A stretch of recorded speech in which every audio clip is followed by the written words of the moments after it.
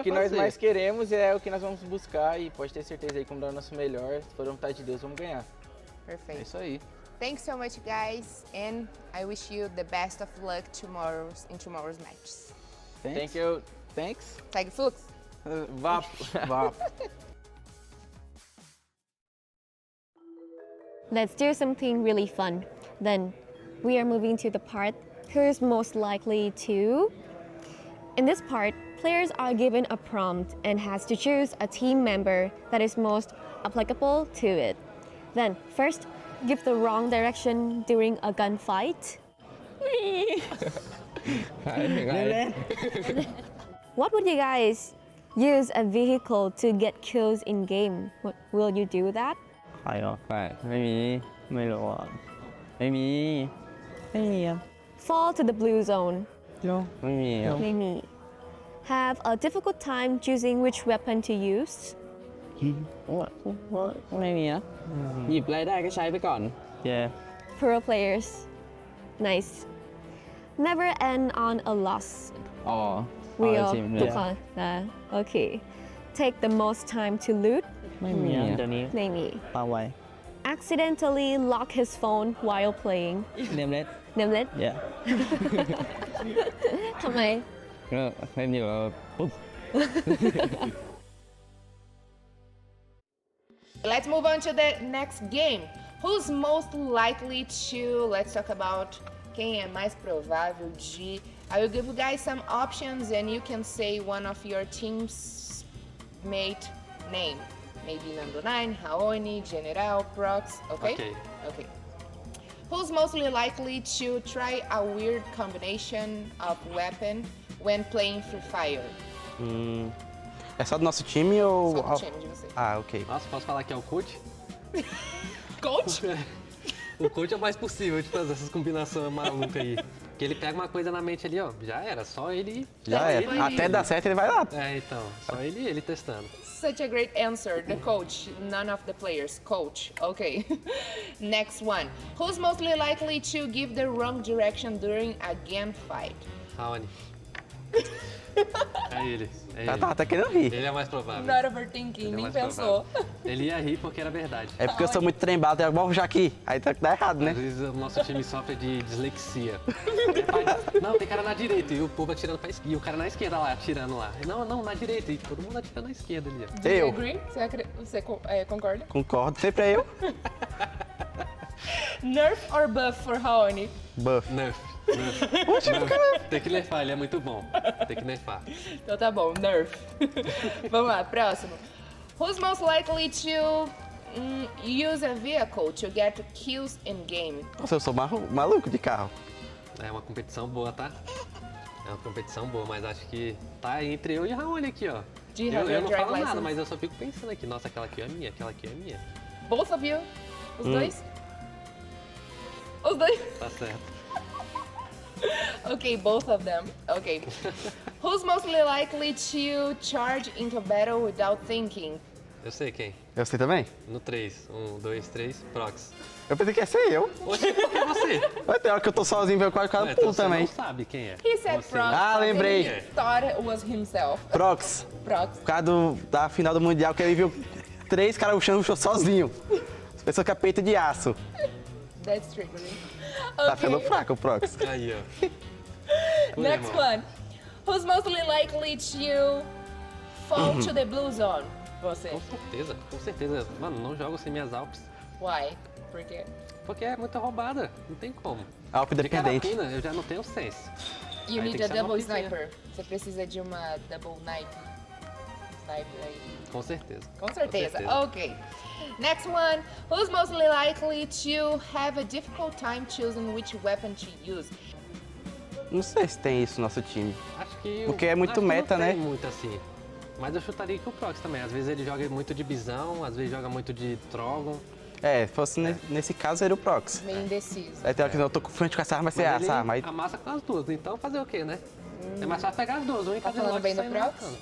Ah, mano, meu parceirinho ele, né? Então tem que, pô, tá ligado?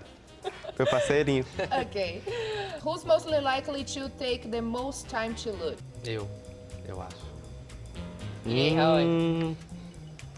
Também entra um pouco nessa briga aí. Então que eu vejo ali um lança, uma arma ali, eu fico, vou ter que pegar essa arma. Mas eu acho mais o Nando. Acho que é. Nando vê um cara de Alp lá longe, vê se o cara morreu, ele vai lá. Ele vai sozinho lá, não fala nada. Eu fico perguntando, e aí, Jess, dá pra ir? Dá pra ir? Eu fico só... E indo devagarinho, ele fala, dá pra ir, ele indo devagarinho. Assim, e aí, Jess, dá pra ir? E eu chegando, dá pra ir? Dá pra ir? Aí, não, pode ir eu. Não, peguei já, tô voltando.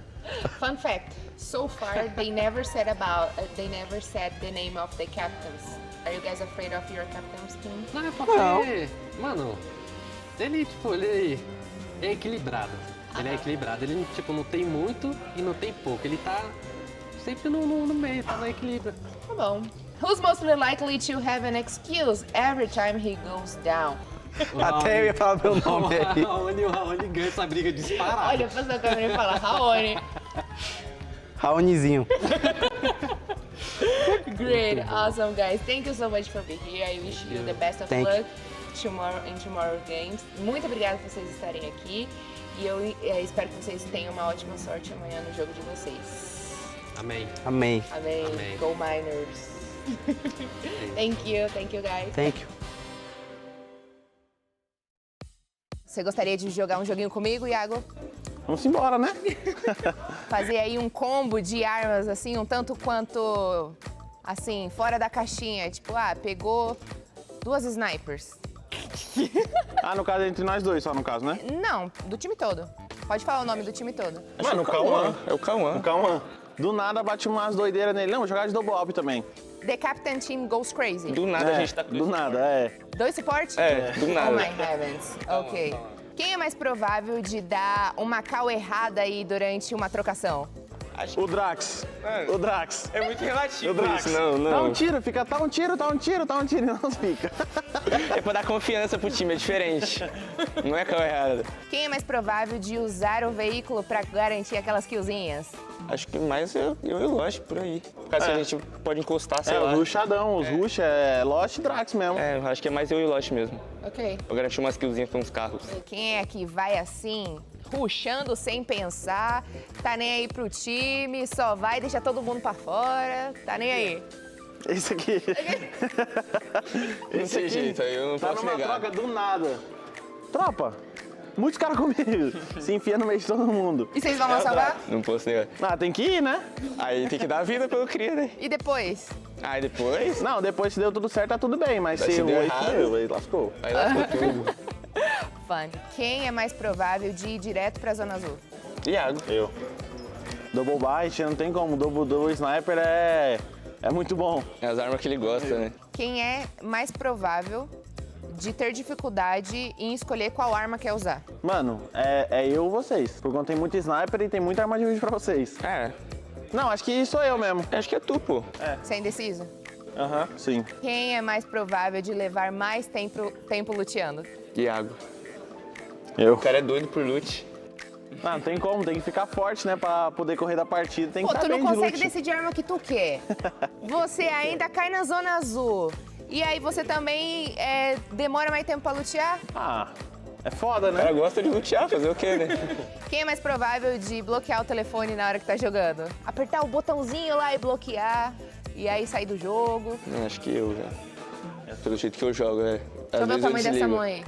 Let me see your hand side. Ok, that explains Ele why. sempre ficava azul. No começo que você jogando no celular, então. ele tava jogando, ele... Pô, Eu desliga a desligava o tela celular. sem querer. Toda vez eu desligava. Isso é por causa da mão? É. É E do mesmo? jeito que eu jogo também. Como é que é? Eu jogo meio que assim, ó. Com esses 2 dedos, né? Aí eu seguro meio estranho o celular. Ok. Aí acabo desligando sem querer. Ok. Quem é mais provável de dar bastante desculpa toda vez que cai? Eu acho que eu tenho uma pessoa em mente, mas quero ouvir a resposta de vocês. Quem é que mais cai nesse time aí e dá desculpa? Quem, menor? Fala tu. Mano. Cauã. Cauã 7. Fala os dois Cauã juntos? sete. Vai, Cauã 1, sete. 2, 3. Cauã 7. O homem é rei. The captain. Ok. Nice.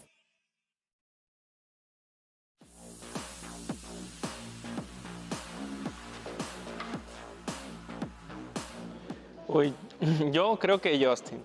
El que le gusta que llevarse doble good picker o, Ah, sí, o cualquier siempre. otra arma por pero a veces lo cagamos a pedo o algo, pero Sí. siempre le mete igual. No le importa, Sí, pero sabe manejarlo igual. Yo creo que sería Justin o... Sí, Justin. Sí, Justin, Creo que opinamos lo definitivamente, sí. Yo creo que sería yo ese, la verdad, sí. La comunicación de repente se me complica y... Es verdad, sí. Y aparte tengo un poquito de dislexia y ahí me... Falla un se poco me a veces, falla. sí. Sebas, ¿no? El Seba, el loco, Sí, el sí, que siempre hace todo. El que se lanza como sea. Sebas, yo creo que sería. Ajá. El que siempre inventa. Pero principalmente Sebas, ¿no? Seba. O Justin. Cuando Seba no o escucha Justin y Cuando no porque hacen quiere y cuando por no más me que hacen escuche, caso, van y... Sebas, sí. Son ellos Todos, dos. pero especial Sebas y Justin. Sebas también, por querer sacar las kills. Cuando a veces queremos hacer Sí, alguna claro. jugada 3 y 1, mandamos creo- Seba zona azul. Sebas. Seba. Sí, que te gusta llevar que La X dudo en mi porque a 8. veces, ponele, cuando encuentro una pepa, me cuesta Sí. elegir qué arma llevar de corta o de larga. Y de larga también. Y opinamos. 1, 2, 3, Seba. Pues yo creo que Sebas Sebas, sería sí. el que... Hasta que no gane, se va. Hasta que no gane, siempre está todo el día jugando, jugando, Sí. jugando. Yo sería. Él, Sí, Rafael. yo soy el que más tarde. O Justin. No. No, eso vos, Sí, es soy Rafa. yo. Rafa tarda mucho.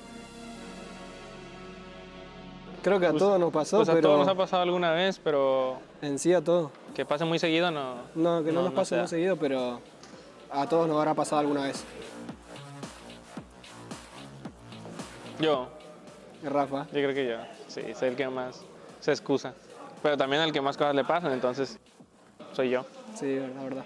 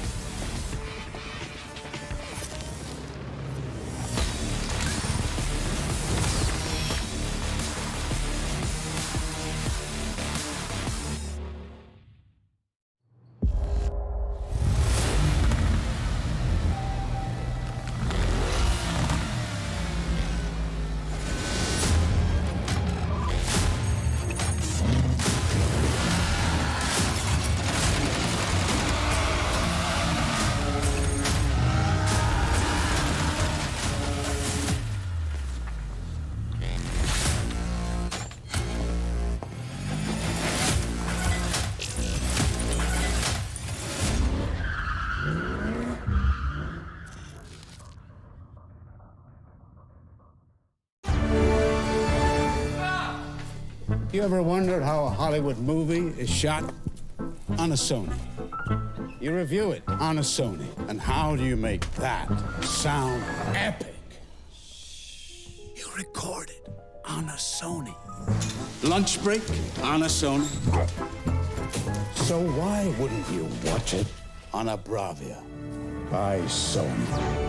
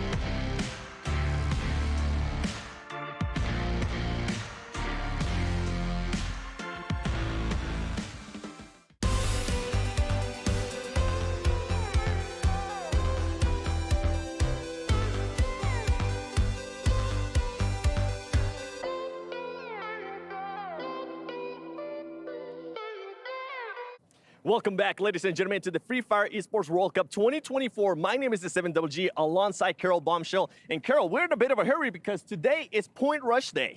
That's correct. So there's no time to make any mistakes. Go big or go home because tomorrow is the grand finals. And today is going to determine which team is going to end up coming in with an advantage in regards to points. Because as we mentioned, we got to go, go, go. Let's go.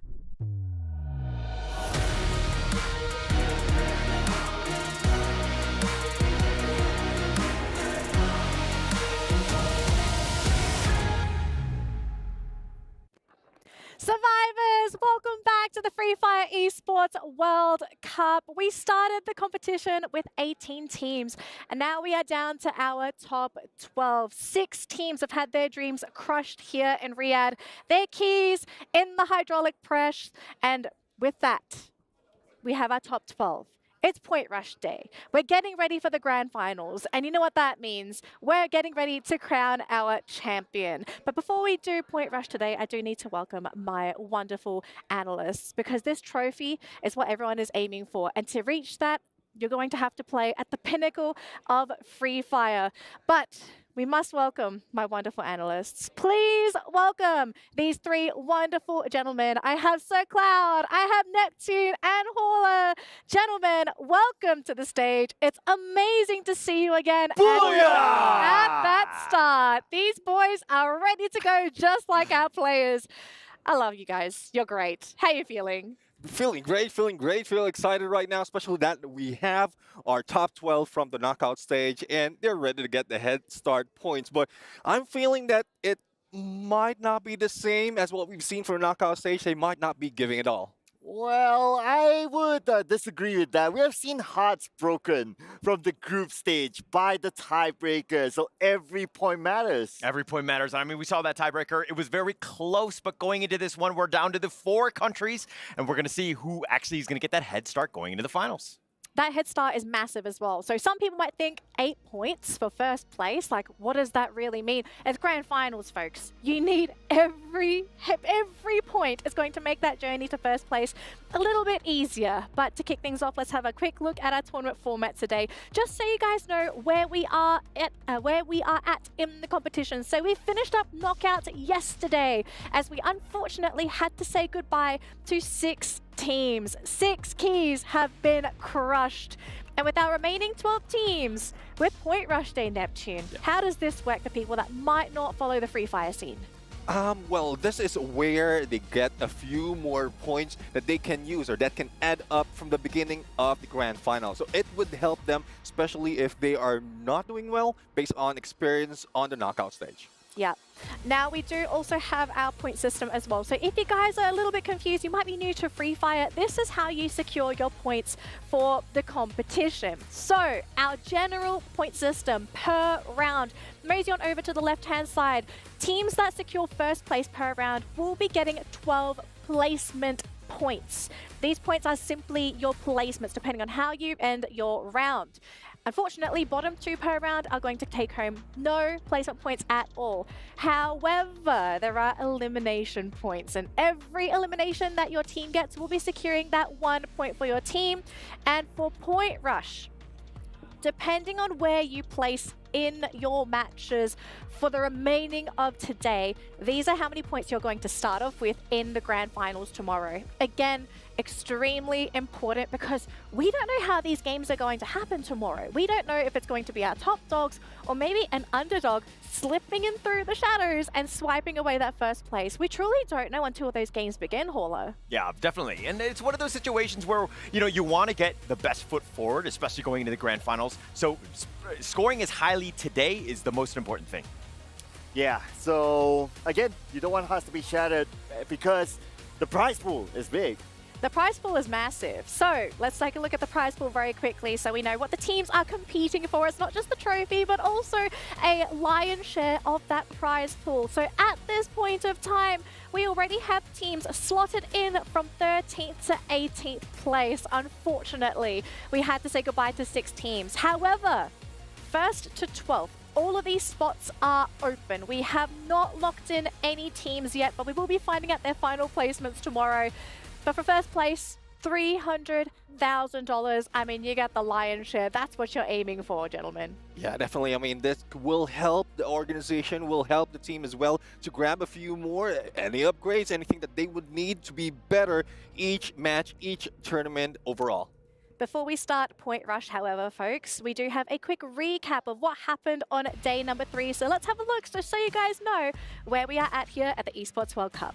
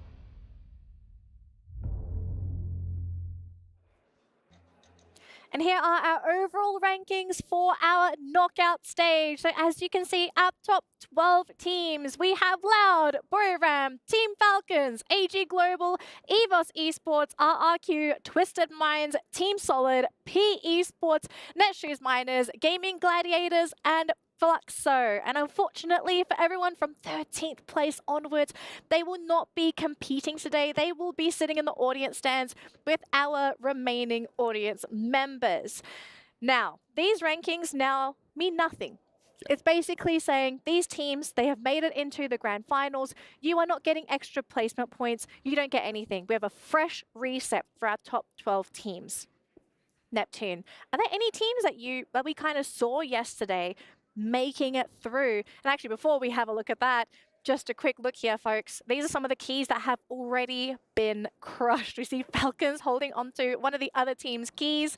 We don't get to see the names on these keys, but this is what happens when you don't make it through. If you're not the champion, your key, it's going to be crushed and it will be put into the trophy case. Yeah, I mean, crushed along with the dreams of heading and grabbing that championship. That really hurts. And our heart goes to the bottom 6 after knockout stage. Well, more to AGG because that was so close. Very, very, like, I did say that it's a good way to end the day because they can keep thinking and then use that motivation for the next tournament. But from the beginning, it will be heartbreaking.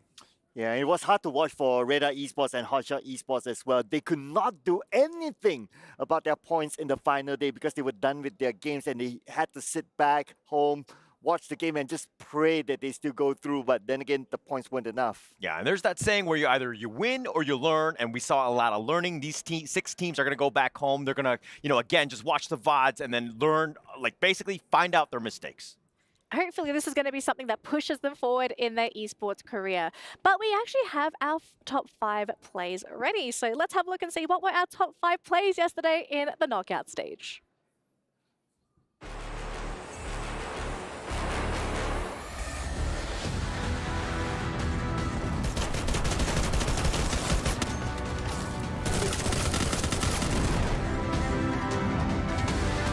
And this push is only going to get worse. Maxi 7, nice. Okay with the grenade launcher. Blows out Liam, can't find a knockout punch though. The grenade out good, time turner. And the counter push from the side of Gaming Gladiators. Netshoe minus gets eliminated by Jota Temp. Red Side comes out with the katana. And the slash on the guard's face, that's the chop first blood.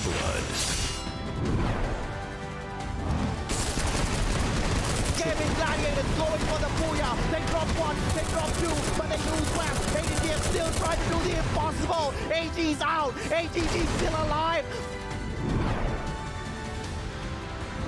That blue is going to start to hurt. They take the portal straight into disaster as one more in 18 deer.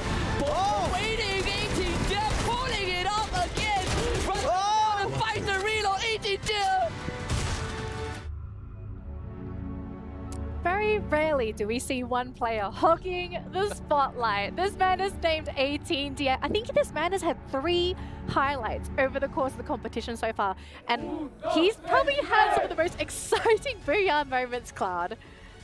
Yeah, and also let's remember for 18D, he was the FFWSC Week 3 Predator as well. And he performed among all the giants in Thailand. And seeing him able to perform here at this stage again, I mean, he's just proving why he's such an important player for the team. Yeah, and I mean, you're kind of seeing every time that they lose or he dies, the team just kind of falls off, right? He is the catalyst of that team. He brings a lot to it, and you got to keep him alive because he's an absolute monster. Well, the question here I have is 18D possibly going to be targeted here? Because teams have got to look at Gaming Gladiators and they say, okay, we know this man is an issue. Do we just get rid of the entire team? Just throw the whole kitchen sink at this man, because we've seen time and time again, you leave him alone and he just solo queues the entire lobby. One thing I would say is that has happened a lot from the FFWS Southeast Asia. 18D has this rusher spirit. He always rushes into the gameplay, and I remember the questions that were being asked, like post-show or pre-show, and he might be one of the players from this team from GG that will be answered as the one rushing in without thinking, because it's all instinct for him, and it just shows how well he can do it. Yeah, and you kind of think about it like during a fight when it's all messy and you wouldn't be thinking like, oh, did I get him? Did I not get him? You just shoot whoever that's in front of you, and if you happen to get him, great. But the fact that he always survives, so he knows how to position himself, he knows when to get into a fight, when to get involved, when not to, and that's why he can pull off with those touches. Yeah, I'm a little worried though. We're hyping him up. He's making all these highlight reel plays, and the viewers at home are like, oh, I can do that. And I don't want to see that in my pubs. He's a professional. Please let him do his thing. You're not that good. Go with a buddy, please. Well, you're not that good. Okay, strong Shots words. fired. Boom, shots. Strong words from this man at the edge here. We do have our players rolling into the stadium. They're getting ready to play. I'm kind of wondering, what are these players thinking of? I'm seeing, all kinds of emotions here. Smiling faces, some serious expressions as well. I do foresee some of these teams just feeling absolutely terrified as well, because when you are playing at such a high level of competition, you are playing with the best of the best in the entire world. And we've already seen these teams playing in their groups. So now that we have the best 12 teams in the competition now lumped into a group together, what are you even thinking about at this point? Are you trying to focus down the top dogs? Are you trying to dodge the top dogs? Do you want to feast on the small guys? Like, what do you want to do here? I know the competition dates are like back-to-back. like everything all after the other. But I guess Point Rush Day is one where they can chill, they can use a few more tactics, they can try new tactics, and that they can use for grand final. So it might be a chill day for them unless you're at the bottom who really wants to grab the additional 8 points if you place #1 in the Point Rush.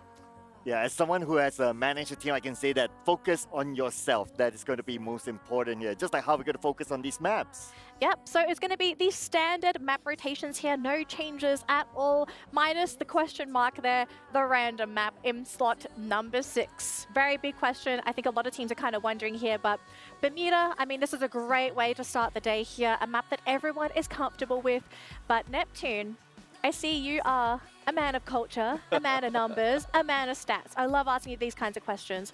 What teams are really looking forward to Bermuda? Because I know everyone can play Bermuda, but some teams just play Bermuda better than others. Yeah, definitely. I mean, on the list on the knockout stage, we have Team Falcons, Evo's Divine, as well as Team Solly, who really topped off. And you might be wondering, why are those on the top spot of knockout stage are not on there? It's because we started it off at day 1. They didn't show up that much, and then they just grab a few more of the points from the other maps. Yeah, let's not forget as well that RRQ opened up the tournament with the first Booyah in this map as well, so they could potentially be looking forward to this map as one of their comfort maps. Yeah, there's a lot of teams that are kind of finding that comfort maps, but what we're seeing right now, especially in the knockout stage, was a lot of trends. Some teams really strive on certain maps, and that random one could be the difference maker going in the end.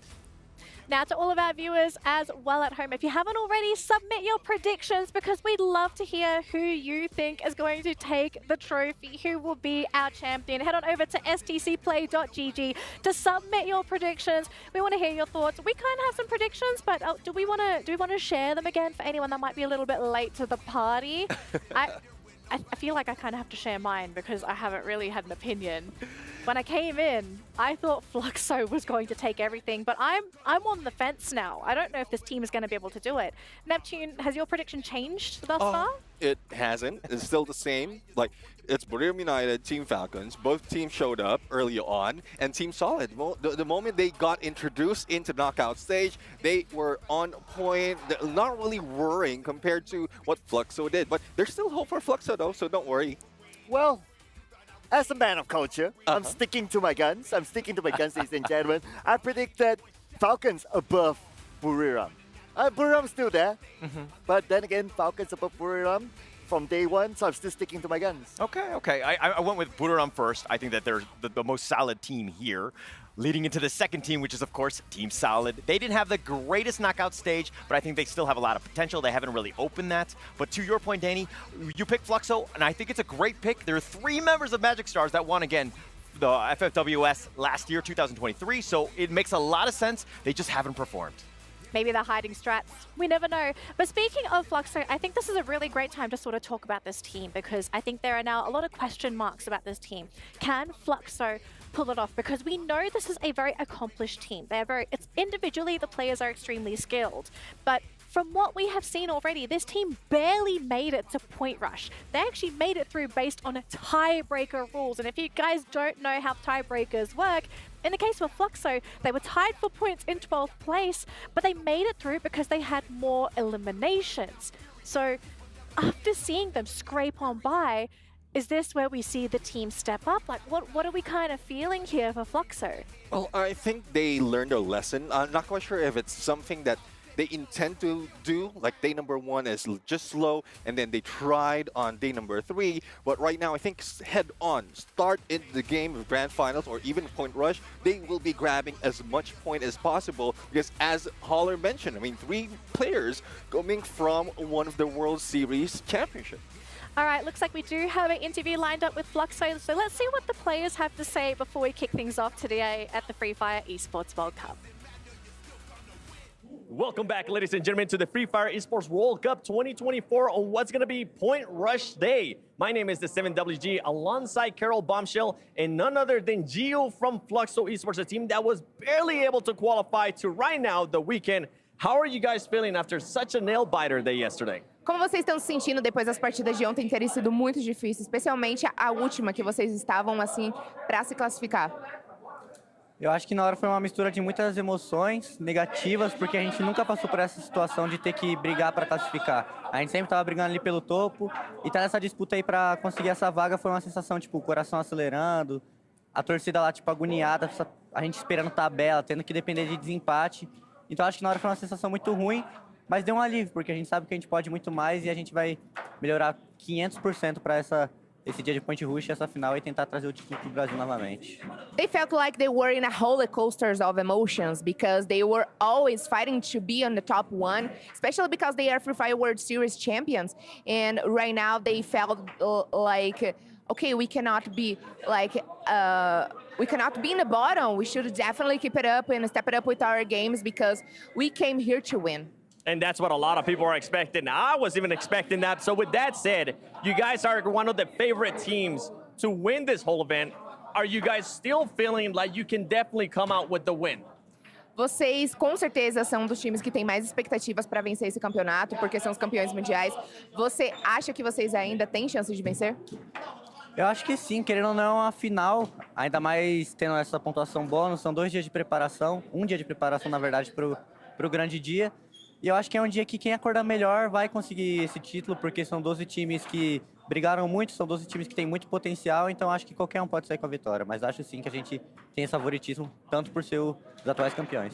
For sure, they feel like they can win this, even though they had a hard time throughout the competition, but they got everything that they needed. They are confident and they have practiced a lot, especially because today, for the point rush phase, they can practice new things, set new strategies, but they are very confident, even though they feel like the other teams can also have good potential to win. Well, I'm still confident in them. I might be a little bit biased. I want Brazil to win. Obrigado, obrigado. Back to you guys. Glad to hear that Fluxo are still feeling pretty confident coming into Point Rush, but it's going to be a bit of an uphill battle for this team, and we'll have to see if they can bounce back. But let's talk about the storyline here for this grouping, because we do have a number of incredibly strong teams, strong regions, and the question is whether or not we're going to be seeing some changes. So we have so many tied teams occupying the top of the bracket, and of course we have Loud sitting pretty in first place as well, and Indonesia pretty close behind as well.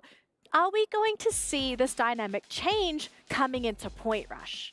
Ooh, I mean, Point Rush is still pretty important, right? So I think these teams will still try to get as much as possible from the Point Rush stage, especially not only us at the panel talking about Thai teams, but also if you look at the interviews, a lot of them have a lot of respect for the Thai teams as well as Loud. Yeah, and I think Husky said it best in the sense that, like, Free Fire is very competitive if you take out the Thai teams, right? And I think that they're still at the top. Yeah, I mean, a reason why Loud is in the mix as well, because they move like the Thai team. So they're Brazilians, but they're pretty much like the Thais. Thank you so much, gentlemen. It looks like we're just about ready to kick things off here. So let's pass it over to the stage and get ready to welcome our top 12 teams and kick off game number 1 here for Point Rush.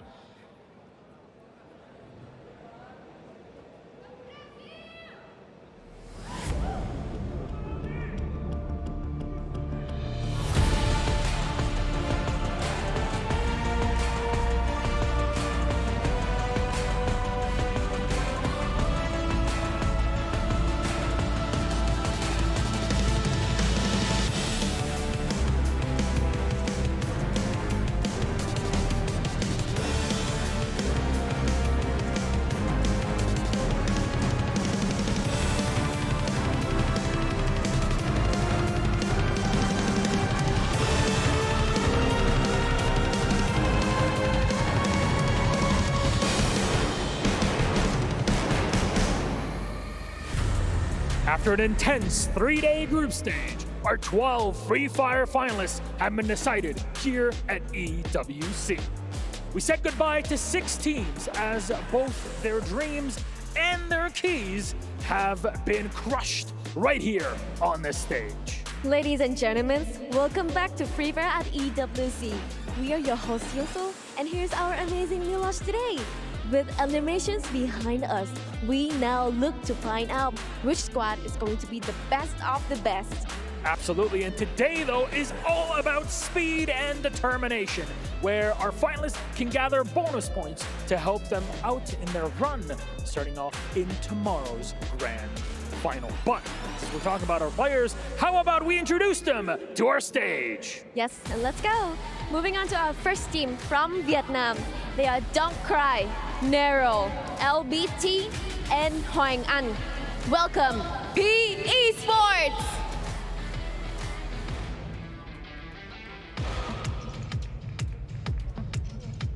Giu, Bucin, Bops, and MT7. From Brazil, it's Fluxo!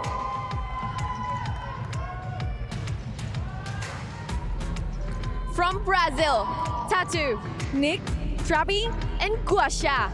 They are Team Solid!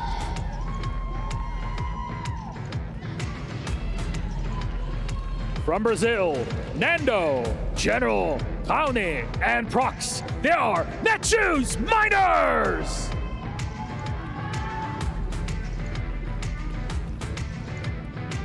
From Brazil, Iago, Kawan, Lost, and Drax. They are Loud!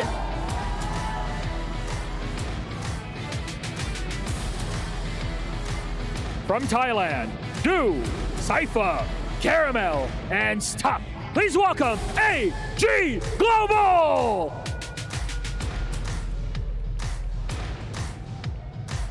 From Indonesia, Razor, Mal, Dudes, and Abe Hai. They are RRQ!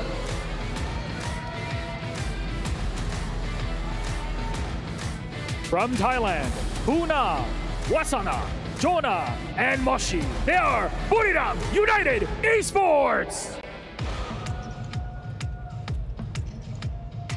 From Indonesia, Gede, Ray, Aim God, and Abax. They are EVOS Esports! From Thailand, one more, Peter, On Fire, and Cosq, the hometown heroes, Team Falcons! From Indonesia, 18 Deer, Lim, Kasil, and Raz. They are Gaimin Gladiators!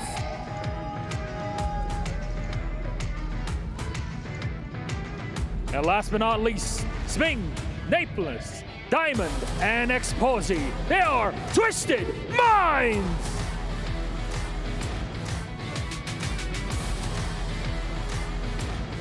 I definitely can feel the heat right now. The point rush stage is about to begin.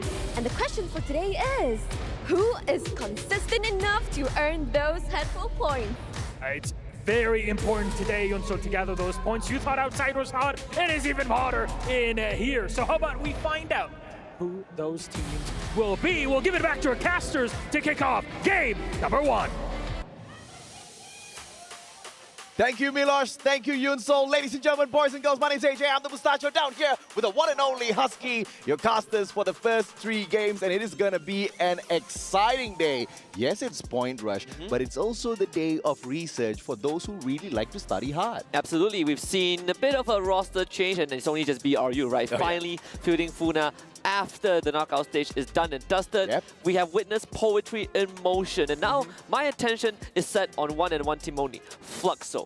How crazy would it be for them to defy the odds and win the whole thing based off of yesterday's tiebreaker? Then they will get exactly what they have wanted all this time, which is to have their names in our mouths throughout the whole broadcast, not just on Point Rush, but also on the grand finals day. Because if they can really break away from their struggling moments out there on the battlefield and prove to the rest of the teams that they are not here just to fill in a couple of roles, but to really fight for the title, it's going to be an exciting grand finals tomorrow. Especially when the region of, for example, Brazil and Thailand and even Vietnam having one representatives, right? Basically, the entire region in full attendance in this grand finals. Indonesia just missing out on Onyx Olympus, but for a team like Fluxo, I think a lot of fans have noticed that ever since they won the World Series last year, Yago left the team, went to Lao, and it has never been the same, right? Almost feels like no Yago no Fluxo. MT7 has been struggling in his role. This is his first international tournament. He's feeling the jitters a bit. Yeah, absolutely. And Loud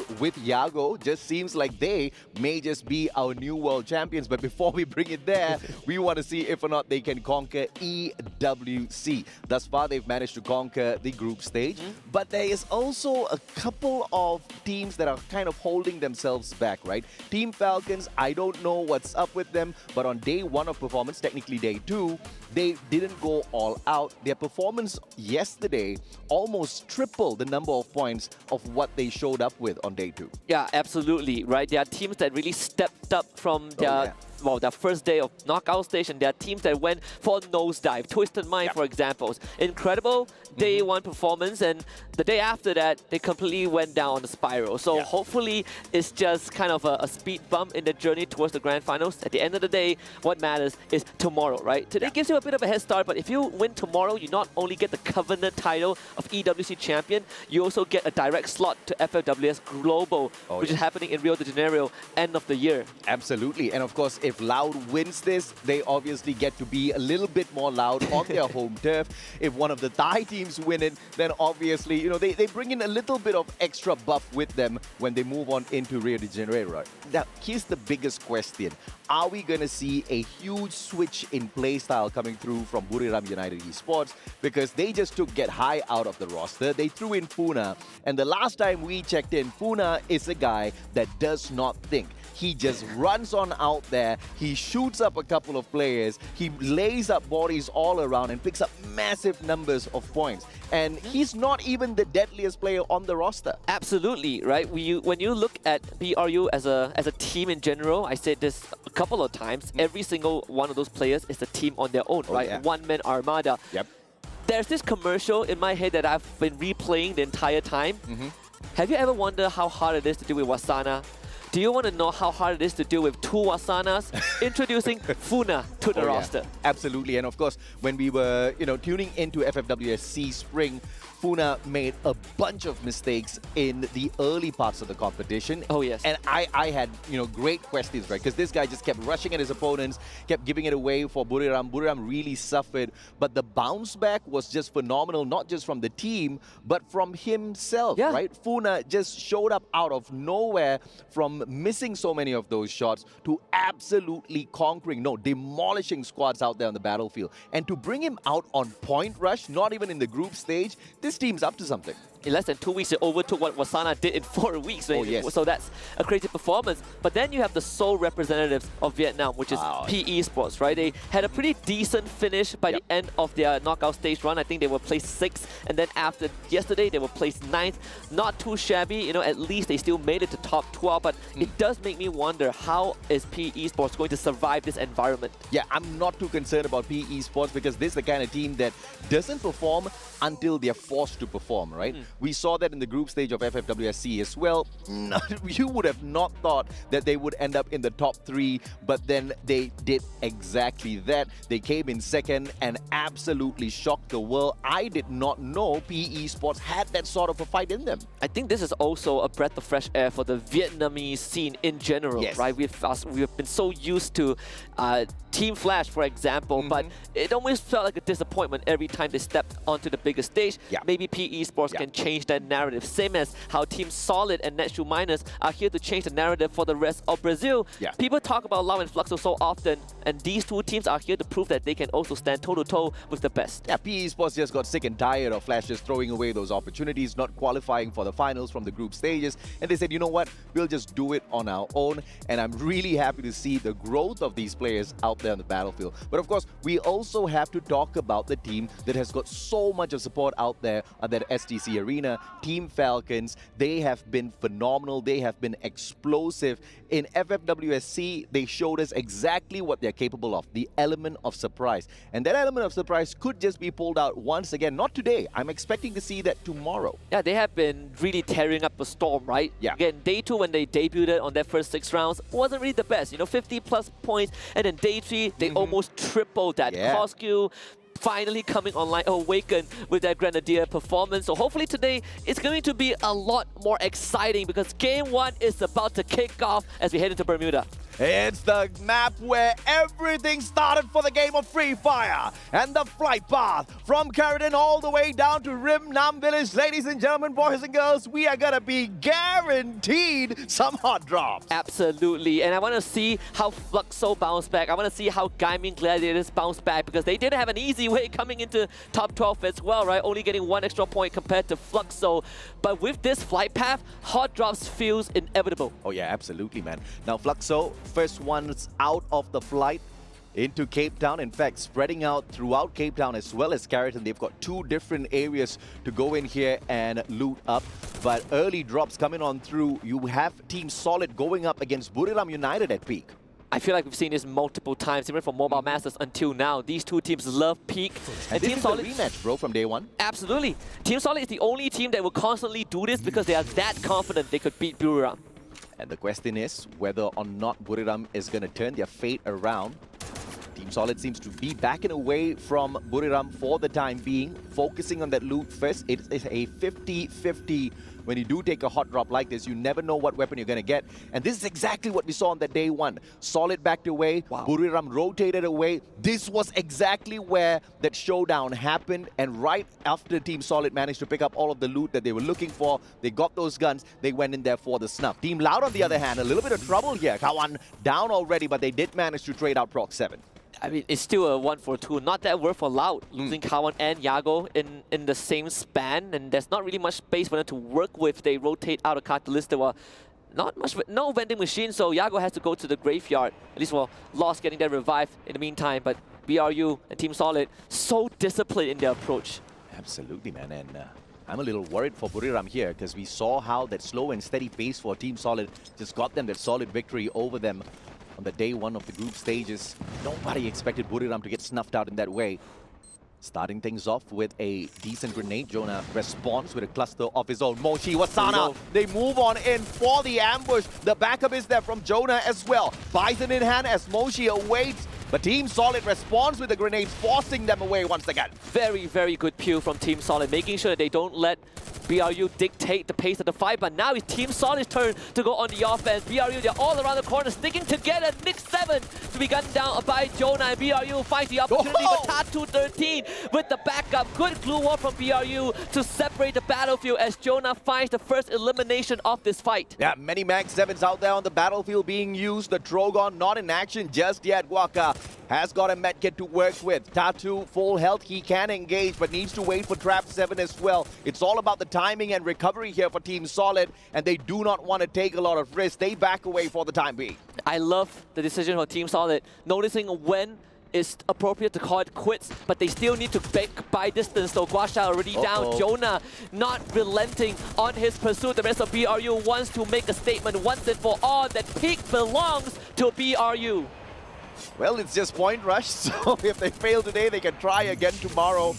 This is a preview of the grand finals. The 12 teams you see here, you will see tomorrow as well. Mistakes can be recovered. Of course, you do throw away a couple of very important rush points. Those bonus points will definitely make a huge difference. If we do have another tiebreaker, Diu, unfortunate, down very early, does not have that sniper in hand to dance around. Cypher with the Drogon on the other hand, backing up Caramel. Backs away, taking away lives from PE Esports. Unfortunate for the Vietnamese squad, but at the vending machine, LBT buys back Wang An. That's his insurance for him to run away in the meantime. And Huang An will decide to fly towards Factory, which is currently unoccupied. So good spot for PE Esports to find that safe haven and reset for the upcoming skirmishes. But that means Clock Tower falls into the hands of AG Global. They can stay there for as long as they want and even get a chance to gatekeep RRQ Kazu if RRQ decides to go that way. Yeah, and Clock Tower is definitely a super fort if you are already there first. So RRQ at a disadvantage when they do appear. Diamond with the shots from afar. Drax out of the equation already. Lost 21 in a lot of trouble here. Apex, good glue wall. He pulls it right back up. Drogon not going in for the snuff just yet. Lost 21. It is the M1887, but still cannot respond. And Ray from afar gives him that backup. But Diamond has just completely ruined Loud's fighting chances, finding 2 snipes on the members of Loud. And at the end of the day, the biggest winners, definitely not Loud, but Twisted Minds. Twisted Minds circling on, and They are bound to meet up with the players of EVOS Divine right here at Shipyard. The blue zone, not going to hurt them all that too much. It's just the first zone, so they can still skirt around outside. In the meantime, EVOS Divine, noticing the presence of Twisted Minds, slowly back away, leaving Gade all on his own, and that's going to be the sacrificial lamb. And Netshoes Miners spotting out a couple of engagements, actually moving on in to gatekeep Twisted Minds. And Gade just caught between a rock and a hard place. EVOS Divine, they were looking to leave that area, but they still had to end up losing Gade. Nando9 gets a good vantage point. An Eagle's Eyes view over Twisted Minds as the rest of NMG are coming from behind. Nando tagged up already, and Rawan with a double on the grenade launcher. The finisher is important though, and Rawan moves on in, takes them down. Superb action. Of course, had to be knocked down himself, leaving Saming all alone here. Twisted Minds, they thought they had this one in the back. Now Saming's gonna be that distraction as they try to play for the game of survival. And the only difference maker of this skirmish was just Rawan having that grenade launcher. Saming was in a decent position to provide support, but now with the rest of the team down, there's really nothing much you can do. You just have to somehow try and make it out of Shipyard.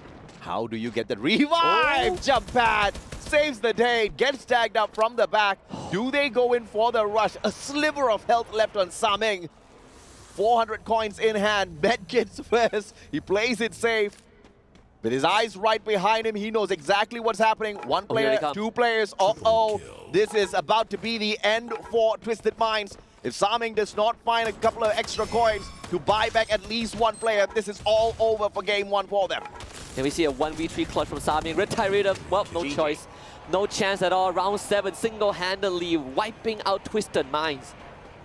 They saw the opportunity, they grabbed it for themselves. It was Twisted Minds initially that took advantage of the engagement between Loud and EVOS Divine. But Netshoes Miners, literally hearing those gunshots, went out there fishing and they caught themselves a big fish. Falcons, on the other hand, will run into RRQ. Kazu on fire with the first drop. And yesterday he has been on point with his performance, and it seems like he's not slowing down at all. Dudes to go down, and again is on fire to deliver. A little bit of a slower pace here for RRQ. They back away first, only to purchase their player back.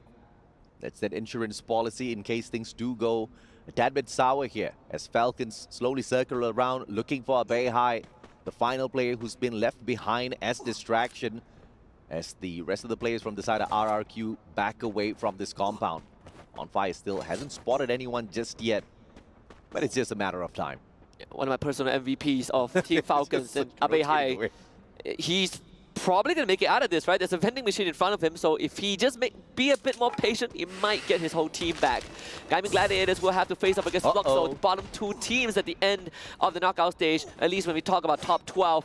Two of them have been struggling the entire knockout stage, and now they have to face up against each other. Yep, great Riptide Rhythm to force away Gaming Gladiators from their defensive spots, and now Butson right in front of him. Chrono drop. 18D using that Chrono, bobbing in and out with those shots of the Drogon. Grenade charged up by Bobs. It's all about the timing as Raz gets put down on the ground, but Sid circles on out. This Drogon just cannot find that perfect knocks, and he instead gets knocked down by Colcheo.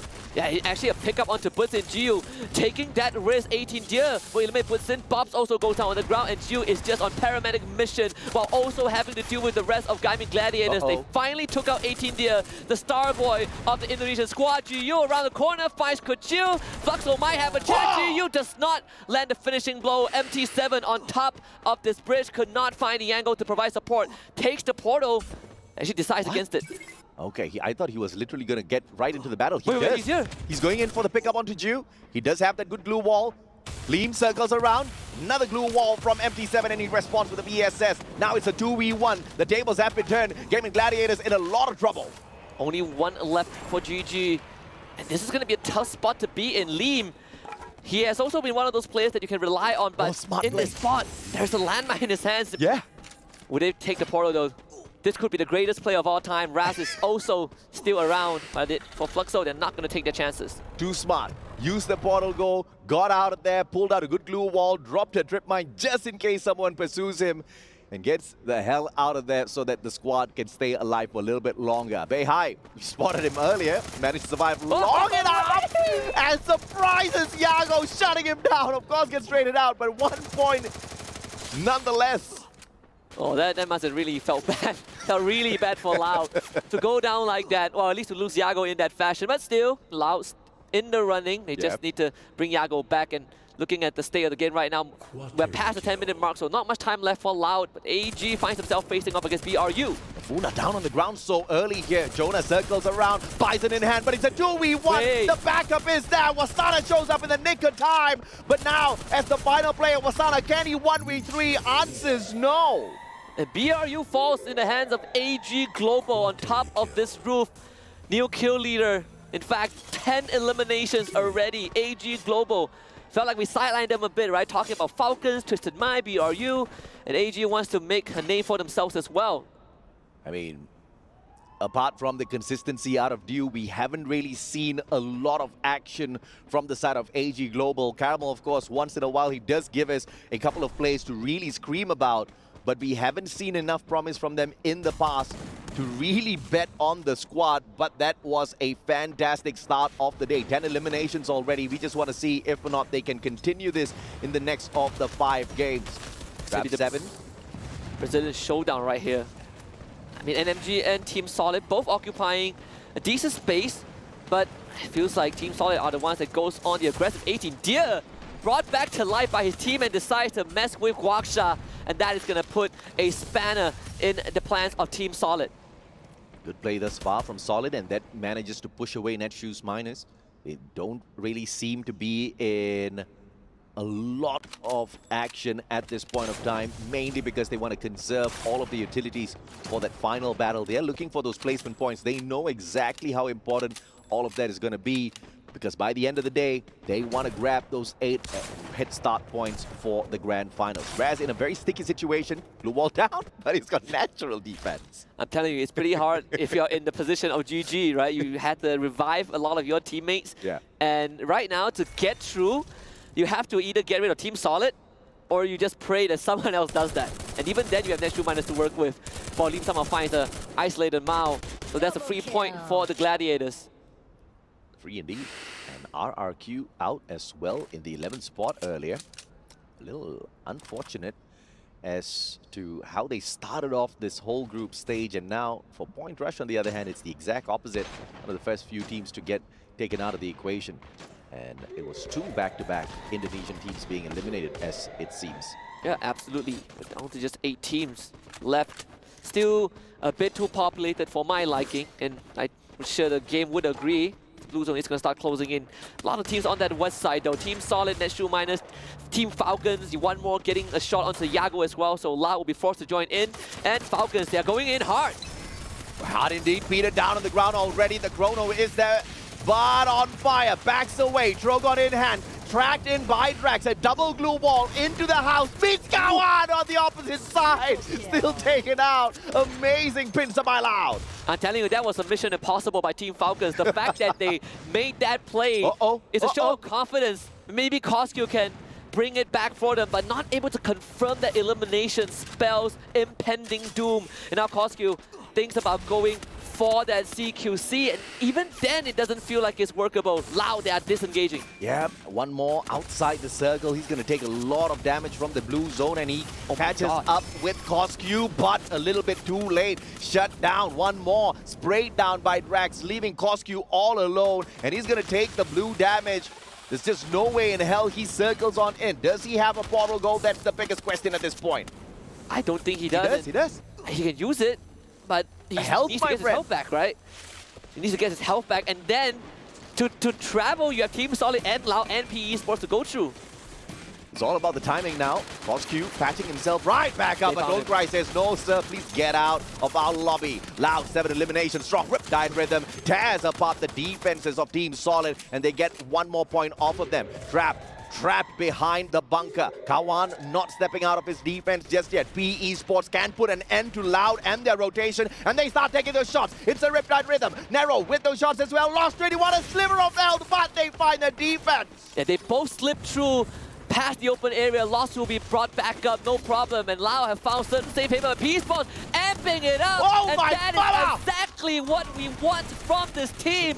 Do not let your enemies take more than what they deserve. Lost 21 on the run, but PE Sports are the ones that find their way. This is exactly what we were talking about, Husky. You cannot sleep on the Vietnamese squad. PE Sports is not just here to play, they're here to dominate. Great usage of that portal goal. They rotate around. Now Fluxo is the threat. And a double nade from the Drogon, courtesy of GU. Bye-bye net shoes, you can mine in the next game.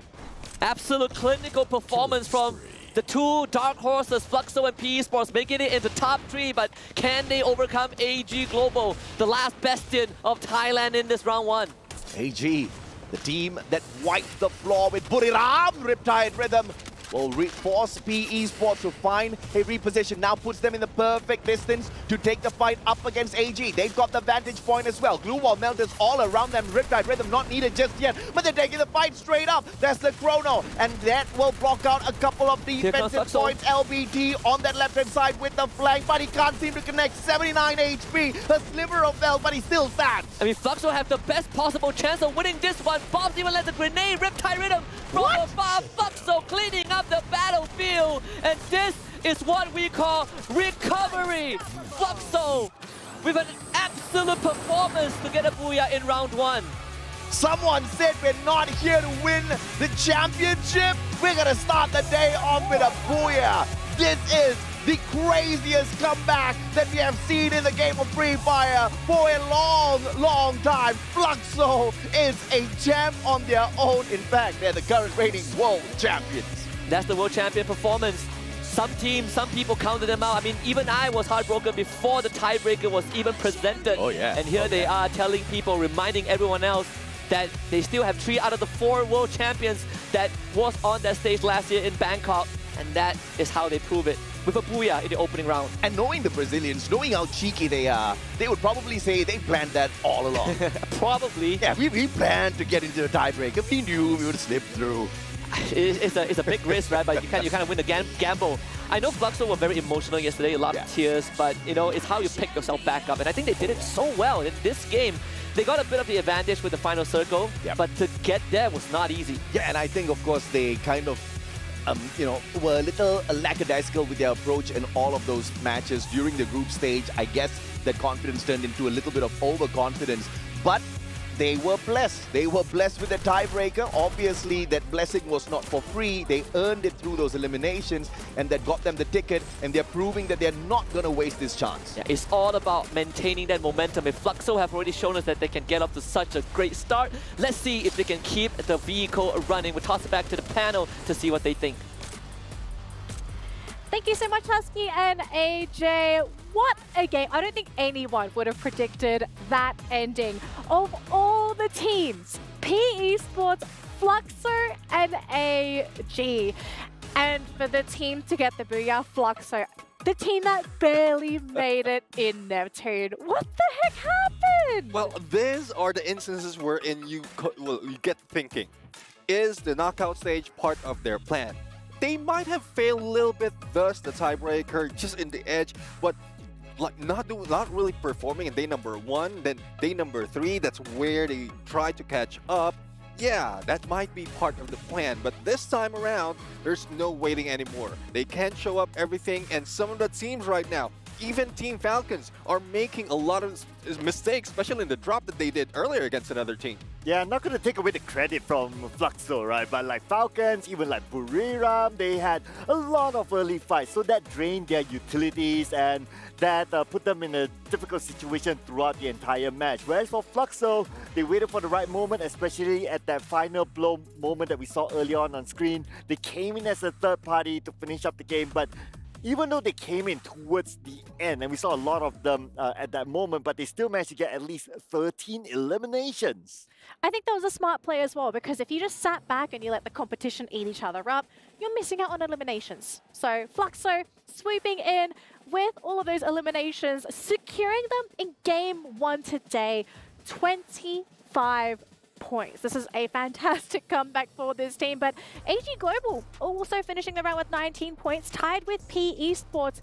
Great start to these 3 teams, but towards the bottom, couple of shocking teams down here in particular. I think a lot of people thinking, what happened to Buriram?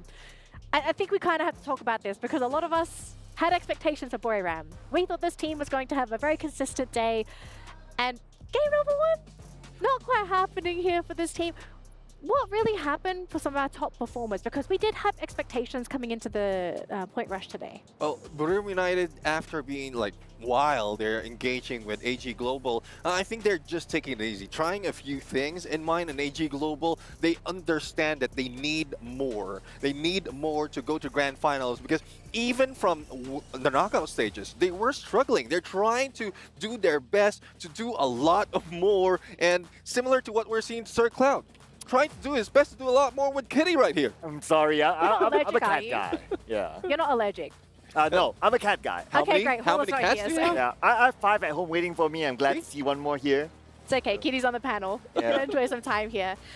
Cloud, I kind of want to talk to you about Loud, because Loud was our top performing team coming into the competition today. But P Esports, coming out of nowhere, absolute monsters, just shred the team apart. What happened to Loud? I mean, if we kind of look at it, right? So you did mention something interesting during the group stages. Is that teams who perform during the group stage, they may not perform later. I don't know, is this the Danny? Because I'm just putting it out there, right? I mean, you open the topic, but I guess if we kind of think about it, objectively, that is, yeah, objectively, this is just a point rush stage. Like, they're allowed to experiment to a certain extent. Like, we didn't get to see the best plays from Loud in this stage, especially coming from Yago with his long-range snipes. It's been a while. So maybe they're trying something different to try to approach the game from a more close quarters combat perspective. Yeah, I mean, we did see a few great plays in here when they took down Team Falcons, but that was a mistake that has been done. I mean, after Yago has been knocked down, then one of the players from Team Falcons just jumped in, missed the window. I'm pretty sure he was trying to get in because he saw there's a whole squad waiting for him. He got taken down. The rest of the squad of Team Falcons is just rushing in, being taken down one at a time, and Loud is just going Loud and taking them down.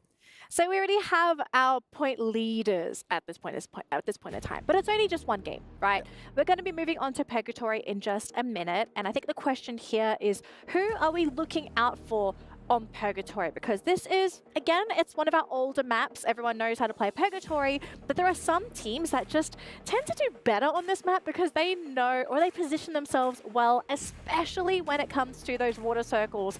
But very quickly, congratulations to Gio. He earned this MVP. Yeah, I mean, 6 elimination and 23, 6-1 on the damage. There's a lot of healing involved. I mean, this is that instance wherein they were being taken down, so you really need to top up, and they did it quickly. They did it with so much finesse that they recovered overall and grabbed that Booyah. Yeah, and I mean, we've seen like 3,000, 4,000 damage by a single individual, but you know what's sexy? Is elimination. And that is where it all matters here, ladies and gentlemen. Eliminations is where the points come in. And for him to be able to come up with 6 eliminations just by himself out of 13, that is almost half the eliminations of the squad. All right, we're going to have to send Kitty away because I know cats don't like water, so thank you for joining us on stage, Kitty. You can stay on dry land with us. But Purgatory, this is our next map.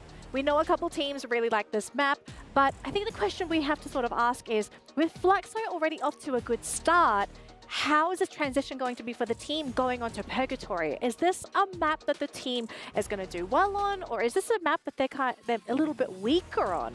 Yeah, I mean, first off, I'm going to look into the historicals, what we've seen from the knockout stage, and to be honest, none, if not only a few from the top 3 of our knockout stage are topping the Purgatory, because probably there's a few more changes, or they're focusing more on the ladder schedule, the ladder maps in the schedule. And Fluxo might be another team who will bring more points in this game. Well, I guess it comes back to what they say, my village, you know? Doesn't matter how you start, it matters how you end. So you gotta keep an eye on that, ladies and gentlemen. I know Fluxo cool, come in with the first Booyah and all that, but gotta stay grounded. Yeah. What are going to be the most highly contested drop points you feel, Neptune? Because we have seen a couple of these drop points be extremely popular, highly contested. I think one in particular, any of those compounds near those rivers, because if a circle ends up being around the river, you kind of want to occupy the compound first. But aside from those, are there any other areas that you feel are going to be highly contested? Well, I mean, there's no specific, but one thing I'm for sure is if you like put a box in the middle of the map. Those that will be covered with the box, with the compounds covered with that box, will be highly contested. We've seen the gameplay from RRQ wherein they play with that box in each face of the circle, and that's where they grab the first booyah of the map, of the day. Yep. Now we do have a bit of a booyah moment for our viewers as well. If you didn't know, we actually have some wonderful rewards for you, and all you need to do is to watch the stream. So as you can see on the screen right now, depending on how long you watch the stream for, you're going to be getting even more rewards. If you watch the stream for 3 minutes, you'll be able to get the random loadout. Watch for 15 minutes, and you'll be able to pick up a gold voucher. 30 minutes is going to net you a lucky voucher. And then finally, if you stay with us for an hour, you're going to get a Free Fire World Series loot box. So stay with us, because not only do we have amazing games, we also have some wonderful goodies. And if you've already claimed them, congratulations. I hope you enjoy all of your wonderful rewards. We're going to try and fight for some more for you, because we love giving some goodies to all of our wonderful viewers. But gentlemen, it looks like we're ready to jump into Purgatory. Game number 2 here at the Free Fire Esports World Cup. Let's hop to it here. Husky and AJ, take it away for game number 2. Thank you, Danny, and the rest of the panelists. You guys love giving out rewards. We love giving out action to all the people out there watching. Purgatory coming up for match number 2 of Point Rush. With Fluxo coming out to such a hot start, I wonder what are the other teams thinking? Absolutely, but of course it is going to be consistency that we look for all throughout this day. In fact, every single day. Fluxo has managed to get the first one, but AG Global right behind them, right? We also saw the Vietnamese Wonder Boys, Esports, showing up there on that circle. It was a tad bit unfortunate that they had to be pushed to the very edge of it to compete against AG Global, because a majority of the damage that they took was up against the blue circle. Absolutely, and even the final zone didn't really favor PE Sports or AG Global thanks to the positioning that they were put in. So Fluxo took advantage of that. They earned that win. But let's see if Purgatory changes anything, because back on Bermuda, the flight path was a bit skewed, but for Purgatory, it's an even one. Absolutely, from Ski Lodge all the way down to Quarry, opening up the full map for all of the teams, with PE Sports being the very first one out. They take their spots on Ski Lodge right beside Gaming Gladiators at Forge. So that could just be an early skirmish depending on where the first circle takes them. And we can also see towards the top of the map, EVOS Divine up against the players from the side of Twisted Minds. Both teams have already used their R1s to scan each other out. They're going to anticipate some heavy action from each other. The only question is who gets the better weapons first and chooses to take the fight to the opposite team. Last time these two teams had a face-off, Twisted Mind came out on top thanks to some very great long-range intervention, but it feels like we might see a repeat of that. Apex against Saming, and only one is on the aggressive end. That's going to be Saming trying to push Apex onto the low ground. Smart play by Saming to back away. As Apex went down this hill, he got the advantage because with Saming's head peeking out, it'll just be a tad bit easier to get those headshots to put him on the ground. And now Exposi on that left-hand flank, expecting to be able to spring a surprise on Apex, but he saw that one coming from a mile away. Just has the better gun, forcing Exposi to back away. Apex now being shut down, Saming, MP5 in hand, and Diamond! It's a 3v1 that was unfair! Of course, nobody's gonna argue that was a fantastic slay from Twisted Minds. The teamwork worked out well. The rest of EVOS Divine, though, they just don't want this early action. They continue to back away little by little. This is such a horrible spot for EVOS Divine, because they were not ready to fight this, and Twisted Minds, they used the binoculars to scan Mode House before the revive even came through, so they know that they've got EVOS Divine cornered, and Diamond, he's just going to push the advantage. Riptide Rhythm takes down his glue wall, but still, it is just Ray trying to hold the fort against the onslaught of Twisted Minds. Yep, Ray, though, unfortunately, will have to get taken down, and Diamond gets 2 for the squad. The second one for the guy. AimGod has already managed to get across the waters already. Nameless down on the ground. That's just going to be the distraction that's needed to slow down the ravaging Twisted Minds, who are a tad bit greedy for this points. I understand exactly why they're doing so. In the previous game, they didn't fare all that too well, getting only the 7th spot. Only 3 eliminations in game 1 for Twisted Minds. Oh yeah, they are still trying to find their recovery after yesterday, which, you know, is such a big contrast compared to day 2 when they showed up. Team Solid, on the other hand, finds themselves trying to run down RRQ Kazu. Razor just heal back up, gets on top of that watchtower, but Trap sees it from afar. That's a cluster that goes wide. Yep, good pop of that A124. And I don't think he's running the Joseph. We'll have to take a peek into his list once again. Yep, no Joseph on him. So a tad bit slower, but doesn't seem to phase Trap at all. He's got a tad bit of a backup here as well as Nyx approaches the situation. Trap's a sliver of health, has to back away. Good play as those grenades came flying in. RRQ will not get the chip damage, but the Riptide Rhythm takes down their defense as Abe High with the AUG just did not have enough follow-up with those shots. Yeah, Team Solid didn't commit fully to it, but Esports definitely are full committing onto AG Global. Wow. Of all teams, and Revenge stops with no chance at all. And just like you said, AJ, it is just revenge served cold. And PE Esports finds 3. Yeah, it was all because of AG Global. PE Esports were denied that Booyah. They kept that fight towards the edge of the blue zone earlier on. A lot of the chip damage from the zone took away the chances of PE Esports. And of course, Fluxo took the perfect timing advantage up against both these teams. AG will have to back away from this equation. Dew, as he tries to drive away, we can see there's a hot pursuit right behind him. Nero, he's got some backup and he's going straight for the finisher. There's just no point to waste time, right? Just let AG run away. We have better things to worry about. And that's going to be Gaming Gladiators, who just happen to show up when PE Sports are split apart. And Nero will get picked off. Not the best of timing. LBT trying to save it double. Tyrita makes sure that there is no chance. LBT gets in the truck. He wants to try and run Raz down. Gets the boop and actually finds the knock LBT. Making use of the situation. The truck goes up in flames. And LBT with it. He couldn't find the finisher. It would have been absolutely beautiful if there was a decent follow-up there. But his car was already up in flames. Poor man got denied that 1 point. But don't cry though. From afar, AUG, the perfect weapon to take on 18 Deer, but 18 Deer with the AC-80 in hand, just a slightly better range on that gun. And Liam now wanting to give a little bit of payback. Drogon in hand, but Wang An speeds away, not waiting to get shot down. Yeah, and Liam realizes that Hong Ang is just one person on PE Sports that is running away. Don't Cry is providing backup, but that will be handled by Kochu.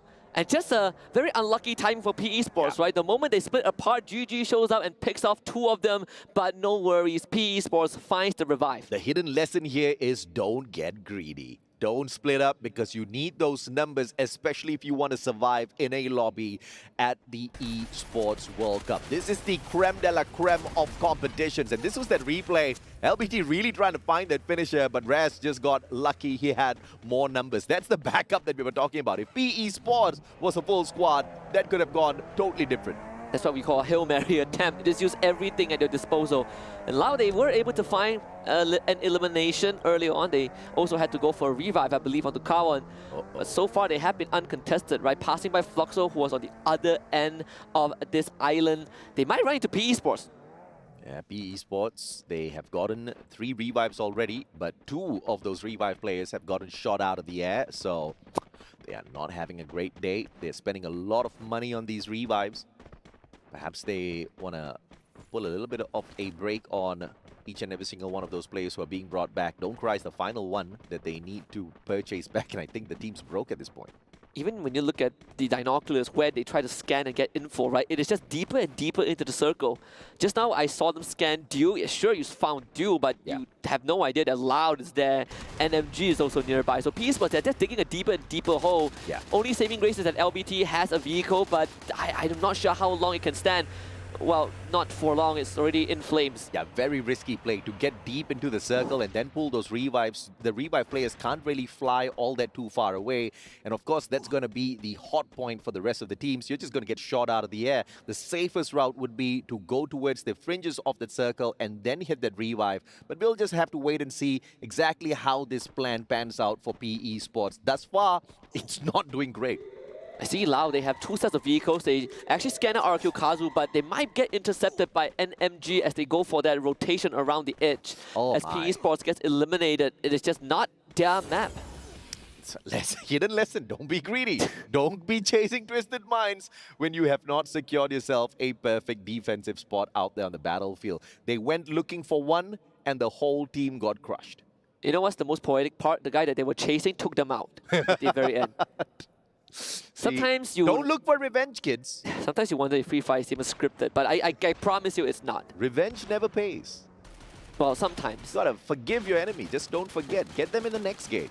Loud with one elimination in hand.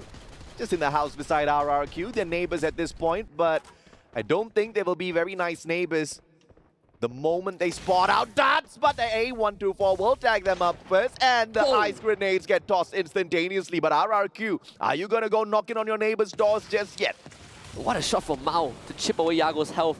That could be the Kevlar damage. So for Lao, they are feeling the heat right now. It really feels like Lao isn't really used to this pressure. They are not retaliating anyway. Abe Hai takes advantage of that with the Trogon knock onto Drax, and Abe Hai has already found one. This should be the green light for RRQ to go in for the cleanup. Weihai literally went in there, sneaked one quick knock, and ran straight back to his own home. That's again a nasty neighbor you do not want to live beside. Team Solid on the other hand. Nick 7 very low on that HP. Tattoo! A sliver of health, but he gets knocked down onto the ground. It's all up to Guaza. Can he get away? One portal go in hand, but it's a pocket market time, baby. Buy Strap 7 right back for insurance so that the team can stay alive, and he's out of there. As far away as possible. Team Falcons can still go for the chase if they want to. There is a paper trail left behind by Guaksha, and that goal portal is the most obvious of them all. And knowing Team Falcons, they're going to chase their prey until the end of the earth. Yeah, good rotate from Guaksha, but RRQ will be looking for those extra points. The distraction from Loud could just keep Guaksha alive a tad bit longer. Gaming Gladiators with the jump pad have managed to rotate around, and now right beside the players of Falcons with no proper defensive spot to play around with. If Falcons moves on in for the sweep, Gaming Gladiators are going to be in a lot of trouble. Coach Yu needs to get as much info as possible. This feels like a King of the Hill moment where Team Falcons was able to push back one team, and now another comes to challenge them. And 18 Deer, he's trying to gain some distance from Team Falcons. Can't really do much without knowing where they are. Oh, timing! Perfect for 18 Deer. Now he's the opposite side. Well, he managed to get Peter spotted out already. There is a shot taken up against him, but only enough to push him away from the top of the tent. Kochil, on the other hand, with that long range, trying to assist. On fire, takes the fight straight up to 18 Deer. 18 Deer does have the Drogon. Can he survive? One of the best CQC players. One more pop needed, but the tent serves as the perfect defense. On fire, just in and out of the tent, just to remain alive, buying more time for Team Falcons for that backup to arrive. Yeah, on fire with the maneuvers. It's so clean. Peter does end up going down to Rasso, so it's still disadvantages until Koskyu and On Fire replies twofold onto Gaming Gladiators. And Coach Yu and 18 Deer need to somehow keep the string intact, but it feels like Team Falcons are ready to snap them in half as they come in for the full collapse. One more horizon line does trigger. Ray now joins the fight. Team Falcons gets wiped out instead. Oh, Esports Divine hops on in. That's the perfect revenge if I've ever seen one. They absolutely demolished the team, taking a couple of pot shots against them earlier in the game, and they have taught them a lesson to not do that. Esports Divine saw an opportunity, swooped on in there. Not a lot of points, but they have lesser players out there on the battlefield to worry about. And one team that has been silent up to this point, Buriram United, who just came from their southern island into the circle. They came in with a launch pad, did get scanned out by Fluxo though. Yeah. So we'll see how this is going to pan out, because BRU, they still want to hog the edge of the circle. RQ and Lao, they still have their standoff going on. Very dangerous version of Buriram United. The silent predators. Once they are fully stacked on that loot, they are very, very tough to take down. Twisted Minds, on the other hand, 5 eliminations in hand already, giving away the defensive spot to AG. All split up on the battlefield in a 2-1-1 formation. Twisted Minds, and they hold on to this with Netshoes Minus just on the left-hand side with the capability of interfering in this battle. It does not seem like a good place to be if you're a Twisted Minds player. See that even though that's the case, Twisted Mind still wants to find some ground, especially forcing Cypher away from that small building is very crucial. Cypher now has to tank the blue damage a little bit, and Twisted Minds feeling a lot more comfortable coming into this compound as AG gathers in that final building. AG says, hasta la vista, baby. The circle's coming, and we do not want to be here to take that damage. They circle around, and very smartly so, they avoid the shots out of Netshoes Miners. But the battle between Buriram and Team Fluxo. Riptide Rhythm sent the way of Buriram, taking down a couple of their defenses, but great blue walls erected once again from your two-time world champs, going up against the current reigning defending champions, Wasana, in a 1v3, straight into that chrono, but he does not get that knock and has to back away. Funa exposed and instantaneously dropped by MT7. MT7's Riptide Rhythm broke the defenses of BRU, but it feels like for BRU, it doesn't really matter because they are still too deadly when it comes to CQC. And Fluxo pulls it back. Caramel also wants a piece of the pie. And BRU takes pain. Fluxo does fall. Yeah, Fluxo falls. And AG just interfering at the right time. Moshi clip from the back. One more needed, but the tree interferes and keeps Moshi alive. Not for long though. He does have the Horizon line on him. He can't pick himself back up. And that's why you gotta purchase it. Wasana now from the back. Caramel with the charge buster cannot charge it up quickly enough. Wasana with the UMP. Can he get this shot though? Cypher with the Drogon trying to trail around. The glue wall maze that Wasana has built around him keeps him alive for the time being. Bursts away, but still taken down. BRU out in 8th place. What a messy fight. So many third parties, so many interventions. Wasana got left behind to fend for himself and was not able to overcome AG. As AG makes the rotation deeper into the circle, Twisted Minds, they're in a fight of their own against the Miners. Absolutely. But now, who gets to take Twisted Minds out of the equation? Is it going to be AG? A tad bit too far away from them. Twisted Minds not going to be disturbed at all. RRQ, on the other hand, in a lot of trouble as Loud knocks down on their doors. Razor, Duts, Beihai all on the ground. It's all up to Ma'al to play the game of Medic. Razor out. Duts picked right back up. They have to back away. Beihai. One more player picked up, and RRQ, great recovery from the squad. In the meantime, Team Solid also got eliminated from the competition, and this is getting so tight. Evil's Divine in a very good position to plan for that final phase as they were uninterrupted so far. Indonesians really dominating this match this time around. Aim God from afar. Straight to the head of Lost 21. Knocked down on the ground, but no finisher just yet. The guy's right back up on his feet with that backup. RRQ moving in for the shutdown, but they don't want to take this one too aggressive. Instead, they focus on the players right outside. Riptide Rhythm takes down the defense, but a good glue wall in a timely manner erected once again to keep those players safe. As much as the timing was alright, it still allowed Drax to sneak in a shot, and now Ray finally found Evil's Divine just wants to survive all these bullets firing at them. They really don't have a chance to retaliate thanks to the immense amount of pressure, but if they hold on long enough, I do believe that they can have a good chance of taking the booyah. And that's the beauty of using that M82B, the capability to penetrate through all of those glue walls, to chip at those players behind them, behind those defenses, making those glue walls absolutely useless out there in the open. But now RRQ, they've got a great defensive spot to play around with, and they're not giving it up just yet.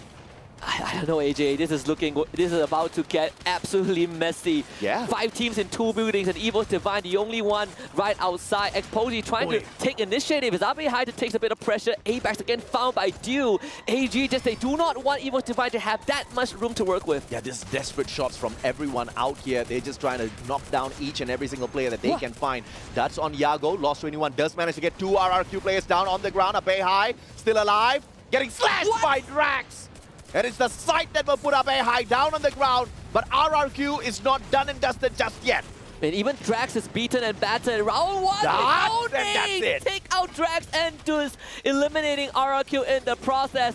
Netshoe Miners here to play, here to stay. They see Evil's Divine on the far end, and Evil's Divine split into a 2-2 formation. Yeah, Netshoe's Miners were told to mine in the next game, and they're doing exactly that, waiting all the way up into this final circle before they pick up those solid points. But Twisted Minds leading with the eliminations here. 10 solid on their side, waiting, biding their time, but here comes the blue zone, forcing them out of their defenses, and right outside stands the players of Evil's Divine waiting to welcome them.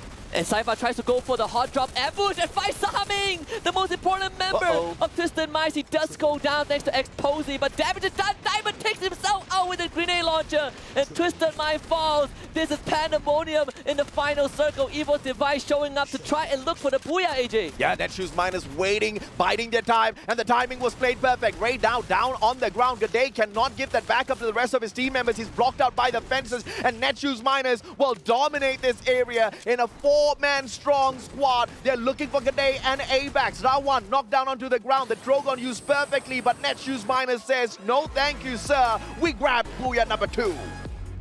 Brazil roaring to life in a point rush. Netshoe Miners, Fluxo, teams that we just said we put on the bottom of the list, coming in hot in the first 2 rounds, and maybe this is the spirit of Brazil, awakening the tiger when it matters the most. Absolutely brilliant. You have to bide your time, and they played the meta of Buriram. Keep quiet. Don't mess around with anyone. Just watch your own back. Play the defense, read the circle, walk in, not to find an offensive spot, but the best defensive spot, but keeping all of your utilities for that final battle. You don't need massive number of points. You just need to grab those booyahs and be in that final circle.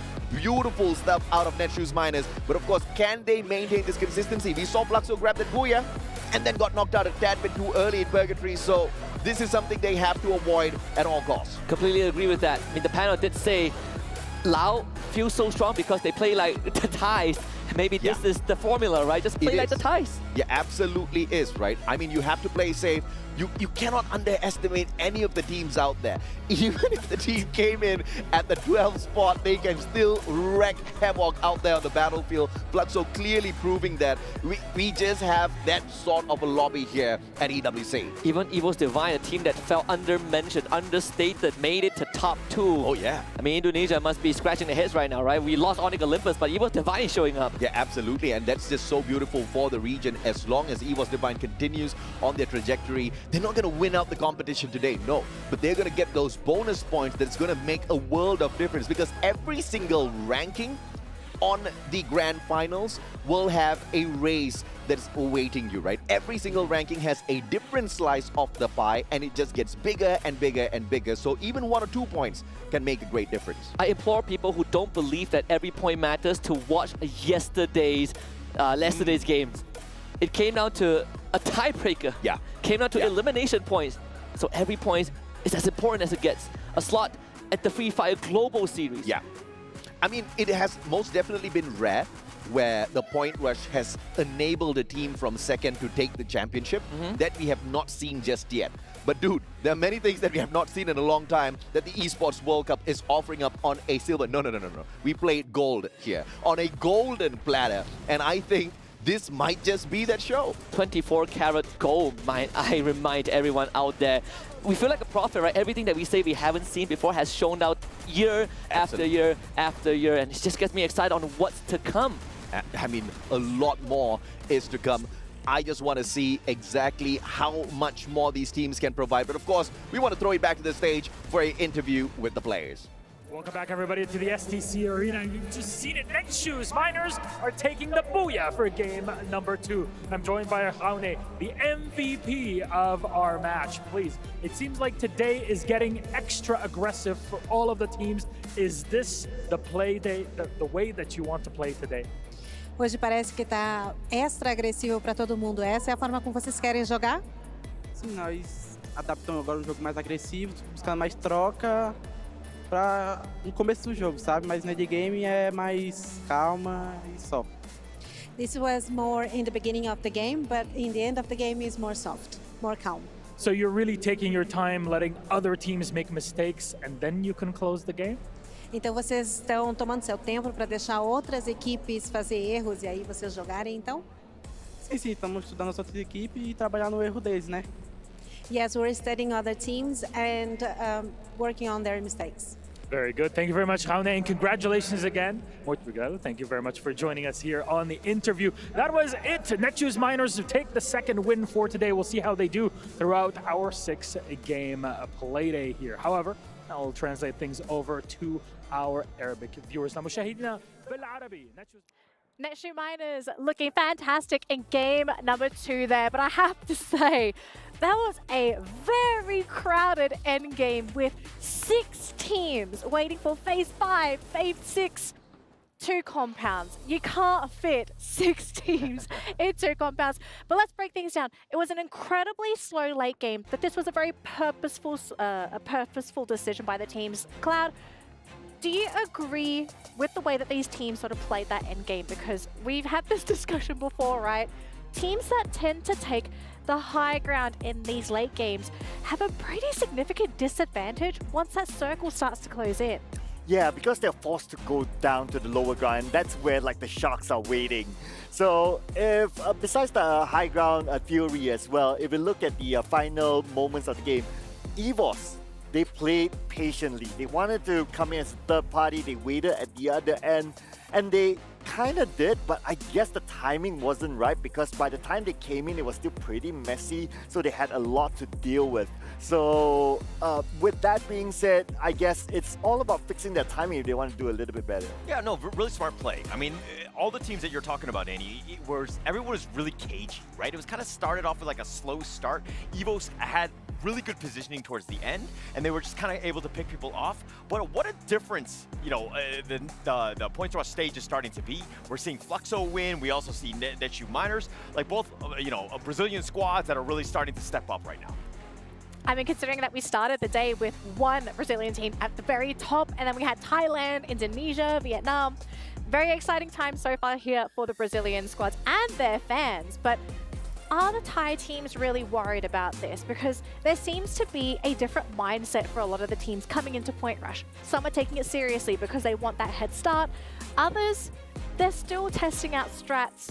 Paul, I'm going to start with you on this. Do you agree with the mindset that today is more of a strat testing day, or would you prefer to take those points? I'm going 100% every single day. I'm not holding anything back. I think that playing at your best, if you're going to play like basketball or whatever, any other sport, you always want to play up against the best. If you're playing against Michael Jordan, I want to see where I stand. So no matter where it is, if it's a practice game or it's the championship, I'm going 100%. Yeah, I have a different thought there. I think that some teams have the room to actually experiment. I noticed that some of the teams try to play the same kind of strats, especially RRQ, who's still hugging the river. But then again, if you look at the points that they collected, they only managed to collect 7 points. So you're overly exposing yourself by doing the same thing in the group stage. So it's okay to kind of experiment to try to throw your opponents off in the finals. Maybe that was the strat for RRQ. Just do the exact same thing today and then do something completely different tomorrow. I mean, we are starting to see that shift in mindset for a lot of teams. It wasn't just a case now of everyone playing super safe. We are starting to see some teams running the YOLO strat, right? Go in, guns blazing, get those points, because we saw what happened during the knockout stage. If there's a tiebreaker, you want to have that elimination advantage. So moving forward, we do have our MVP for the round. Let's celebrate, because for Netshoe Miners, this was a very big victory for this team. They've been sitting towards the middle of the pack, but to be able to get that booyah in game number 2 today, this will shoot them up on that leaderboard and put them in a really nice position to start off the grand finals with a very nice set of points here. Yeah, so we gotta give it to round 1 in this round. 3 eliminations, and Netshoe Miners, they got 9 eliminations total. So that's 1 per 3 out of the eliminations of the team. Not the highest that we've seen so far, but then again, a booyah is a booyah at the end of the day. So 3 eliminations, I think it's an alright round for it. Definitely. They booyah'd. Yeah. So they'll take that one, right? Yeah, we'll take the booyah. I think if we're going back to the group stage, right, where kind of Netshoe Miners, they actually kind of trickled in a bit. They were 10th place. They didn't have the best showing. This is a huge confidence boost for them as they move forward. They needed this game. Well, let's have a look at the overall rankings here, shall we, to see where our teams are in terms of points. And as you can see, at the very top, we have Netshoe Miners sitting in first place with 36 points, 5 points ahead of EVOS Esports. Now, who would have guessed EVOS to be sitting in second place here? Well, frankly for me... Or maybe we should look towards the bottom there, Yeah. so Cloud. Yeah, I mean, EVOS is one as well. It's great to see them up there. They have a special place in my heart because I used to be with EVOS. But if we look on the other side, Falcons is there, RRQ is there, and let's remember, RRQ, they did really, really well at the start of this tournament. Are they starting to lose steam? I don't think so right now. I mean, if we're looking at BRU, they were at the very bottom. This is a disastrous day for them. Oh, yeah. I mean, it almost seemed like, hey, they were going for a golf score more than anything else. I mean, if we're looking at the second place, Team Salad, another one of my favorites going into this one, not really showing up. I don't know what it is. Maybe they're just kind of waiting for, to holding strats, basically, for the grand finals tomorrow. All right, so just a quick recap of our first 2 games of today. Fluxo securing that first booyah on Bermuda, followed by Netshoe Miners securing Purgatory away for themselves a massive head start here for our Brazilian teams. But we do need to prepare for our next upcoming map, and it is Kalahari, and we do have a couple teams towards the bottom of the bracket that really like to perform on this map here, Sir Cloud. Yeah, and there's actually going to be 3 teams to look out for. It's going to be Falcons and AG, as well as RRQ, all scored very high on on Kalahari in the previous days. All right, it looks like game number 3 is ready to go. We're going to pass it back to our casters right now. It's AJ and Husky. Take it away for game number 3. We are live from the hot and sunny Saudi Arabia. We are down here at Riyadh, but we're also down here at the hot and sunny Kalahari. Husky, I think it's perfect. And this is where I would have loved to see Al Qadsiya dominate. Unfortunately, they've been kicked out already. Who do you think is going to take their spot? I hate to be kind of the echo chamber, but I do agree with what the panel said, AJ. RRQ Kazu has been phenomenal. Yeah. AG, even when they were known as Star Wars, and even going way back in the days, Nigma Galaxy, they are pretty proficient on Kalahari, and especially this squad known as AG Global, right? They are looking for a run it back on the international stage. A run it back not to win the championship, but just to score good enough, because they've been there before, and the Dew Caramel stopped. Let's see if they can replicate that again on a map that is this open. So the panelists say RRQ. My man Husky says RRQ. I'm going to go the opposite way. I'm not going to go with the Indonesians. I'm going to say Team Falcons is going to fly in, swoop around, spot out exactly who they want to make into prey, and absolutely crush the competition here on map number 3, because God knows they need some points. Absolutely. I mean, even BRU needs a lot of points, right? They are currently placed 10th on their leaderboard. Thank goodness it's just point rush, but it seems like there's already a rush happening from Loud, taking down Cypher. Twisted Mai taking a frontal flank. Oh, and gets absolutely sprayed down in the back by Start with that mini Uzi. So Loud ends up losing one of their members. Yeah, you just absolutely love it when the mini Uzi jumps into action and gets those knocks and eliminations right now. AG Global in a tight little spot here. They do have Loud to deal with. There's a team right behind them as well. But of course, Loud has got an insurance policy. They have already sent Lost 21 pretty far away from this situation. Yago with the Mac-10 flew on in to drop Cypher, but Cypher was awaiting AK-47 straight to the head. And he takes the second elimination for the squad. Wow, that was a stylish finisher if I've ever seen one. Cypher landing every single shot just like that, tracking his pursuer as if he has just his supernatural aim. So AG gets 2 free points at the start, and Loud just gotta bite the bullet, go for the revives, reset. One of the first things you want to purchase from the pocket market is the grappling hook, just so that you can grapple around the battlefield a little bit like a superhero. And AG Global doing exactly that. You're going to need that if you want to traverse through such a mountainous area. But Fluxo, though, caught outside, split off in a 2-2 formation. Razor tagged up already. But can Duts respawn with that mini Uzi? He's got one player, but a sliver of health on the other. He could not follow up, but as I say that, he gets a double. A beautiful play from Duts. What a clutch from this man, the prodigy of RRQ Kazu. That could have gone disastrous, but both teams did the best they could. Fluxo taking over that building from RRQ, and RRQ making sure that they don't surrender the rest of the command post over to Fluxo. Meanwhile, Lost 21 goes down, has to be revived again, and they fell in the hands of AG, so that's 3 points off of taking out Loud members. Yeah, bad start for Loud in Kalahari for sure. They're not doing too well in this heat. But AG Global absolutely wrecking the competition. One team that they've come across thus far, and they have made sure that the team has got nothing to say. Loud, the dominators of the group stage, have been forced to quickly reposition. Let's see what they can do later on at that refinery. In the meantime, Fluxo will still have to continue dealing with the Indonesian squad of RRQ as Ma'al is brought right back in. Full squad. Fluxo in a lot of trouble. And you can see that Fluxo, they are not deciding to commit to this because the rest of the members have moved away. So it's a 2v3 ABI. Almost gets a double spray down, but they're going to start to box in these 2 members of Fluxo who are healing themselves back up. Space is given, but Fluxo are still feeling very claustrophobic as Butsin, Gio trying to fight their way out. RRQ Kazu coming in from behind. Fails the pincer maneuver, gets taken out by Butsin. Yeah, Butsin Goes in for another one and a very high out as well. Finally put down on the ground. But of course, the revival onto their brother Bobs is going to keep the squad alive, even though this does go south. Now Razor swinging on in, has got the treatment sniper in hand. Butts in with a sliver of health, tries to survive. Mini Uzi cannot reach him just yet. And RRQ needs to play the vending machine for the revival. Buster's gonna throw that nade out. He managed to revive one of his teammates. So even if he goes down right now, Bobs can carry the legacy of Fluxo. Butson finally put down by Razor after going on an absolute rampage on the members of RRQ Kazu. Both teams suffering major damages. Unfortunately for RRQ, the finisher came through a little bit too slow. Bobs and GU have been revived. Fluxo will continue to stay alive in the competition. But this was a beautiful finisher, right? He spotted out 2 players, and I thought he was not going to follow up onto MT7, but he swung around MT7, going in for that pickup without the glue wall. The biggest mistake at the start of the game. But now, speaking of Falcons earlier on, seems like they're not off to a great start here. Getting caught in a fight against the Vietnamese players of PE Sports, and they only turn tails to get away.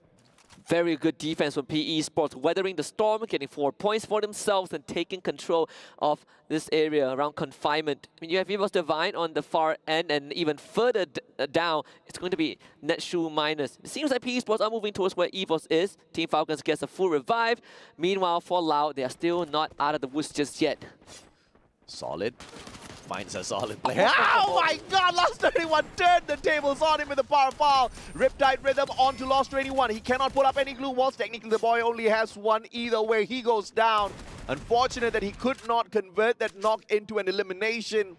So it was a little bit of a wasted opportunity, but he tried his best.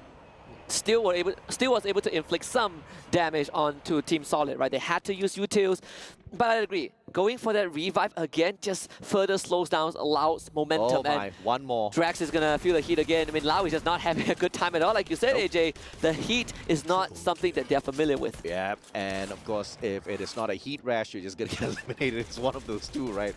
Yago out of the open, knocked down onto the ground. There is a revive just moments before Yago went down. Kawan brings Yago back in. I mean, if they do not have luck, one thing they do have is a lot of free fire coins. Yeah, they have a lot of money, I suppose. If only I could, you know, revive people with actual cash, but I wonder how much revives have happened for Lau. I mean, Lost 21 is gone again, and they brought him back, and Fluxo finds elimination number 7. AG trying to go fast, what? Still finds the knock before he goes down. Yeah, but Dew was just pushing his luck there. He had 7 HP. He did not need to re-engage. Went in there for the finisher. Wanted the style knock, but unfortunately got knocked down himself. GU now, hoping and praying that On Fire does not find him. He's got the MP5 in hand, but the blessing in disguise here is his opponent does not have backup just yet, so GU could just have a one-up here. PE Sports on the other side of the battlefield, taking a battle straight up against EVOS Divine. This is going to be a very, very tough fight for EVOS, in fact. Riptide Rhythm does break all the glue wall. Aim got up onto the roof, so it's between him and Huang Ang. Apex joins his friend to go for a 2v1 maneuver, but PE Sports have all of the angles covered. Huang Ang goes down to the ground floor. The portal also used. Good reposition from PE Sports, and Nero now gets pushed. Yeah, EVOS Divine backing away slowly. They just want to find the reposition. Nero from down the bottom, getting the cue from the rest of his team members to slowly back away, but the boy's just a tad bit too slow. He will have to be the sacrificial lamb unless the portal go comes in handy for a quick reposition. And now it is EVOS Divine on the flip side of things that might just be in danger if they come in there for the pursuit. On the other hand, Team Falcons and Fluxo on the screen, of course, a great distance from one another, but Fluxo still had to go for the revive. And even for Team Falcons, you know, sharing the same fate. Circle a bit brutal though, going towards the east side of Kalahari. That is a lot of complex terrain to maneuver. Team Falcons spotting out Raid Fest. He will be tagged up by the Homer. And Raid doesn't have much of a defense to play around with, and Peter unfortunately throws himself off of the tower with a misclick of that grappling hook. Something you don't want to see at a stage like this, but mistakes do happen. You fat finger a couple of those clicks on your screen, but thankfully that did not turn against them. Ice grenade is going to be dropped on Abex, who manages to back away. Aim God is there for the defense. Coscu does not get tagged up by that grenade, but EVOS Divine doesn't really need to sweat. They've got enough players here to overwhelm Falcons. It's all about the timing. Even have the Steffi in hand as well. So ABAX is going to play a crucial role when bombardments start happening. Evo's Divine still lingering around this area. ABAX is drawing attention from Peter as AimGod takes refuge in that building beside where Team Falcons is. And even this bird's eye view, Twisted Minds sticking together to go for their long rotation. It's Kalahari experience in a nutshell. So much open ground to work with. Too much of open ground if you ask me. Twisted Minds not in danger just yet. Trying to place themselves smack dab in the middle of the current safe zone. Oh, sorry, the next safe zone, I have to say. So they don't really need to travel all that too much. This is positioning supremacy from Twisted Minds. Not looking for engagements, not looking for points. Just purely looking for a safe ground for them to get into an engagement if they're forced into it. Yeah, I agree. They're smack in the middle, or almost in the middle of this circle for now. But it's a slightly different situation if you compare it to Bermuda, Nextera, or a non-Kalahari map, right, essentially, because it's just so less building to work with. Yeah. The fact that Twisted Mind found one, they have to hold on to it with their lives until the next phase. In a couple of seconds, we will find out exactly where the next phase drags us into. Buriram up on top, having to deal with Team Solid. Tattoo tagged up already. No follow-up. Funa just waiting to ambush the squad, waiting for that call. Riptide Rhythm takes down a defense, but no player from the side of Buriram behind there. Watsa, on the other hand, downed by Dew. All gamers, they get a free one off of Team Solid. New kill leaders, 8 eliminations for AG Global. Just doing it slow and steady, right? It's not like they're getting into big firefights. They're just picking off players one by one. There is a trade happening even. AG Global not stopping. Nyx goes down. Cypher picks that up. A quad for this man. And Team Solid, they just have to take the L. Yeah, unfortunately, Tattoo's just going to be hunted down. This is circle number 3 already. Pocket Market's not your friend at this point of time. Nameless and Gang shutting down players from the side of Gaming Gladiators as well as Loud, both at the same time. But Twisted Minds in the advantageous position here. They've got a full squad going up against Twisted Minds, who are very slowly circling around them. But Gaming Gladiator is going to be the distraction. Raz does manage to steal away the point. And that's not going to be making Twisted Minds too happy. Not at all. Even Twisted Minds, they saw the opportunity, wants to go for intervention, but this is going to be a pretty tricky one, right? They try to go for the two-prong attack, divide and conquer. Drax does lose his head, and Diamond goes in for the collection. Twisted Minds now finds the building. Gaming Gladiators, they could have gotten a tad bit more aggressive, but they've got a bigger goal in mind. They want to get to that final circle, but can they get past Twisted Minds, who are most definitely desperate for a couple of points out there? Oh my goodness, this could be just like shooting fish in a barrel if they do toss in those grenades. But great gameplay from Gaming Gladiators. All of them just sneaking behind this one counter, hoping and praying they don't get found. No R1s used. I'm surprised. A couple of grenades could finish them off there. That's how you saw that glue up put up, right? Gaming Gladiators, they don't want to take any chances. And Twisted Minds, they're not going to do that. They're not going to take their chances as well. Oh LBT getting taken down on that elimination feed as Team Falcons finally showing up. But Sin gets spotted. Good day with the secure. Fluxo eliminated. Don't Cry getting ran at by On Fire. And Team Falcons are just going to hunt them down. Don't Cry falls along with PE Sports. That was the perfect revenge found within this match in itself. It was PE Sports that sent Falcons flying off, running with tails stuck between their legs earlier on in this matchup, but they still managed to find them and nail them down onto the ground. But of course, this was where everything started crumbling for Team Solid, right? Watsa out of the equation, and the rest of them just fell one after the other. That's our MVP from Thailand. That's our sniper MVP due. Yeah. Right there. The one with the most MVP in a single league. And no one came close to him. But still, AG taking off fights one by one, you know, slow and steady. Netshoe Miners, on the other hand, will have to face off against Team Falcons. 7 eliminations in hand already, and Falcons have an opportunity to shut down Netshoe Miners, but they have got a bigger goal to attain for themselves, looking for the circle, but tagged up from the back. Riptide Rhythm, do you get to get the save? One more picked right back up. A timely maneuver from Team Falcons, but General goes in for the shutdown. It's the grenade that finds one more, pun intended. Absolutely stunning performance from General, leading the charge and making sure that his team goes for the clean play. Koskil with the Mac 10 finds one, but one is not enough. The rest of Netshoe Miners here to play, and Team Falcons will not stand a chance. Netshoe Miners from clunking out early in Game 1, getting the booyah in Game 2, absolutely stunning the Falcons here at Game 3. And now EVOS Divine, Apex can't run away from Gaming Gladiators, all suffering outside of the blue zone. Little by little, they creep on in, but a fantastic showdown out against the Indonesians. How many of the GG members can make it into the circle? They're doing the juggling very well. Kochio gets brought back up, instantly goes for a bit of that heal with the inhaler, and maybe GG will just drag themselves across the finishing line, but Kochio gets knocked down by the play zone again. They still want to go for the pick-out Raz. With a good rescue, they are doing it so well. The juggling from the side of GG. Teamwork at its finest. They all make it to safety. Yeah, I thought the Team Falcons were very used to this heat, man. I guess they're not just yet.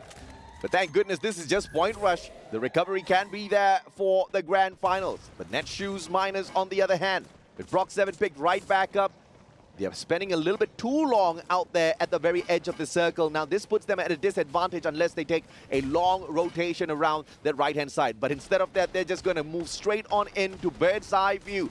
Team Twisted Minds has got an advantage up against them.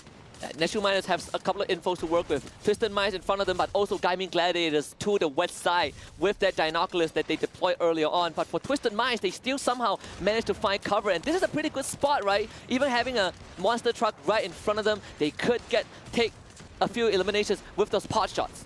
AG, 12 points in hand already, but not a lot of players to survive with. So they just have to stick by, hoping and praying that they do not get found. It is the Wonder Child Duke, one of the best snipers out there from the Thai region. We did not see a lot of him in terms of dominance over at FFWSC. But Buriram trying to make that recovery gameplay as well as Gaming Gladiators get taken out. BRU finally having a great round. This is the round that they are going to get that big point injection regardless of the results. Twisted Minds now a part of this final conflict. It is going to be Armageddon unleashed. Exposé ends up going down first, and BRU is the only team with a full squad left. Twisted Minds slowly but surely circling around. 9-9 in a lot of trouble. Both Buriram and Twisted Minds focusing on Netshoe Miners. You do not get a back-to-back booyah by the looks of things here, Netshoe.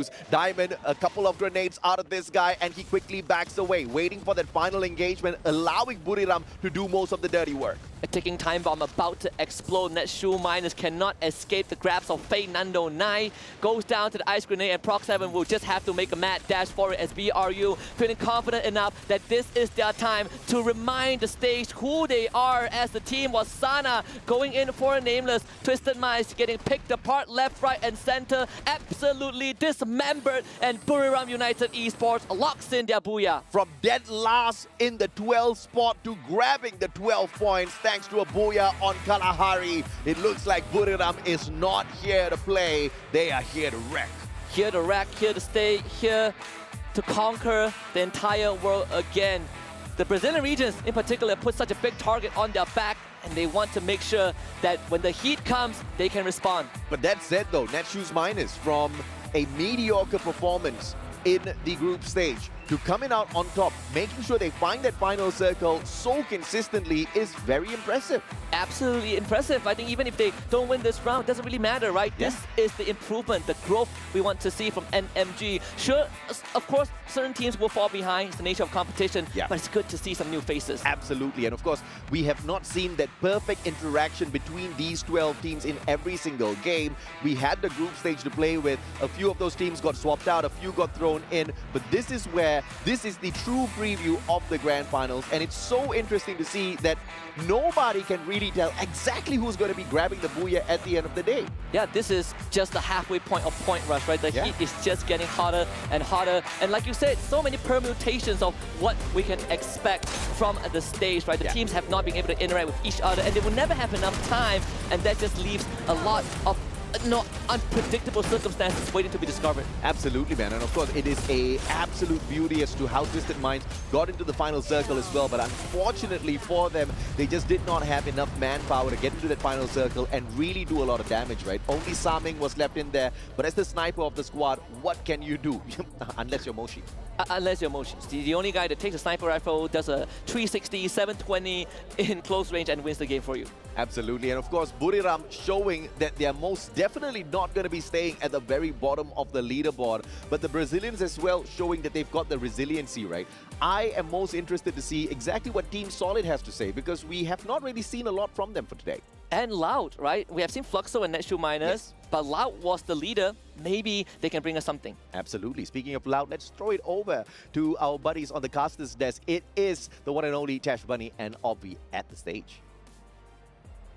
A very exciting moment. The air completely electric as the cheers from the crowd is completely wild. Today's a very important day as Point Rush goes through. We all know what happens on Point Rush. Collect the most points and bring yourself to the top. 4 points over in the grand finals tomorrow. And for now, let's talk a little bit about what happened today. We've seen so many different things happening. We saw hot drops, we saw change in pace, and also aggression coming in for the rest of the day. Today is the day where everyone is going all out. Yes, and we can see a little recap for the previous 3 games. From game number 1, we have 3-way fights between Fluxo, PE, and AG Global as well, where Fluxo got the first booyah.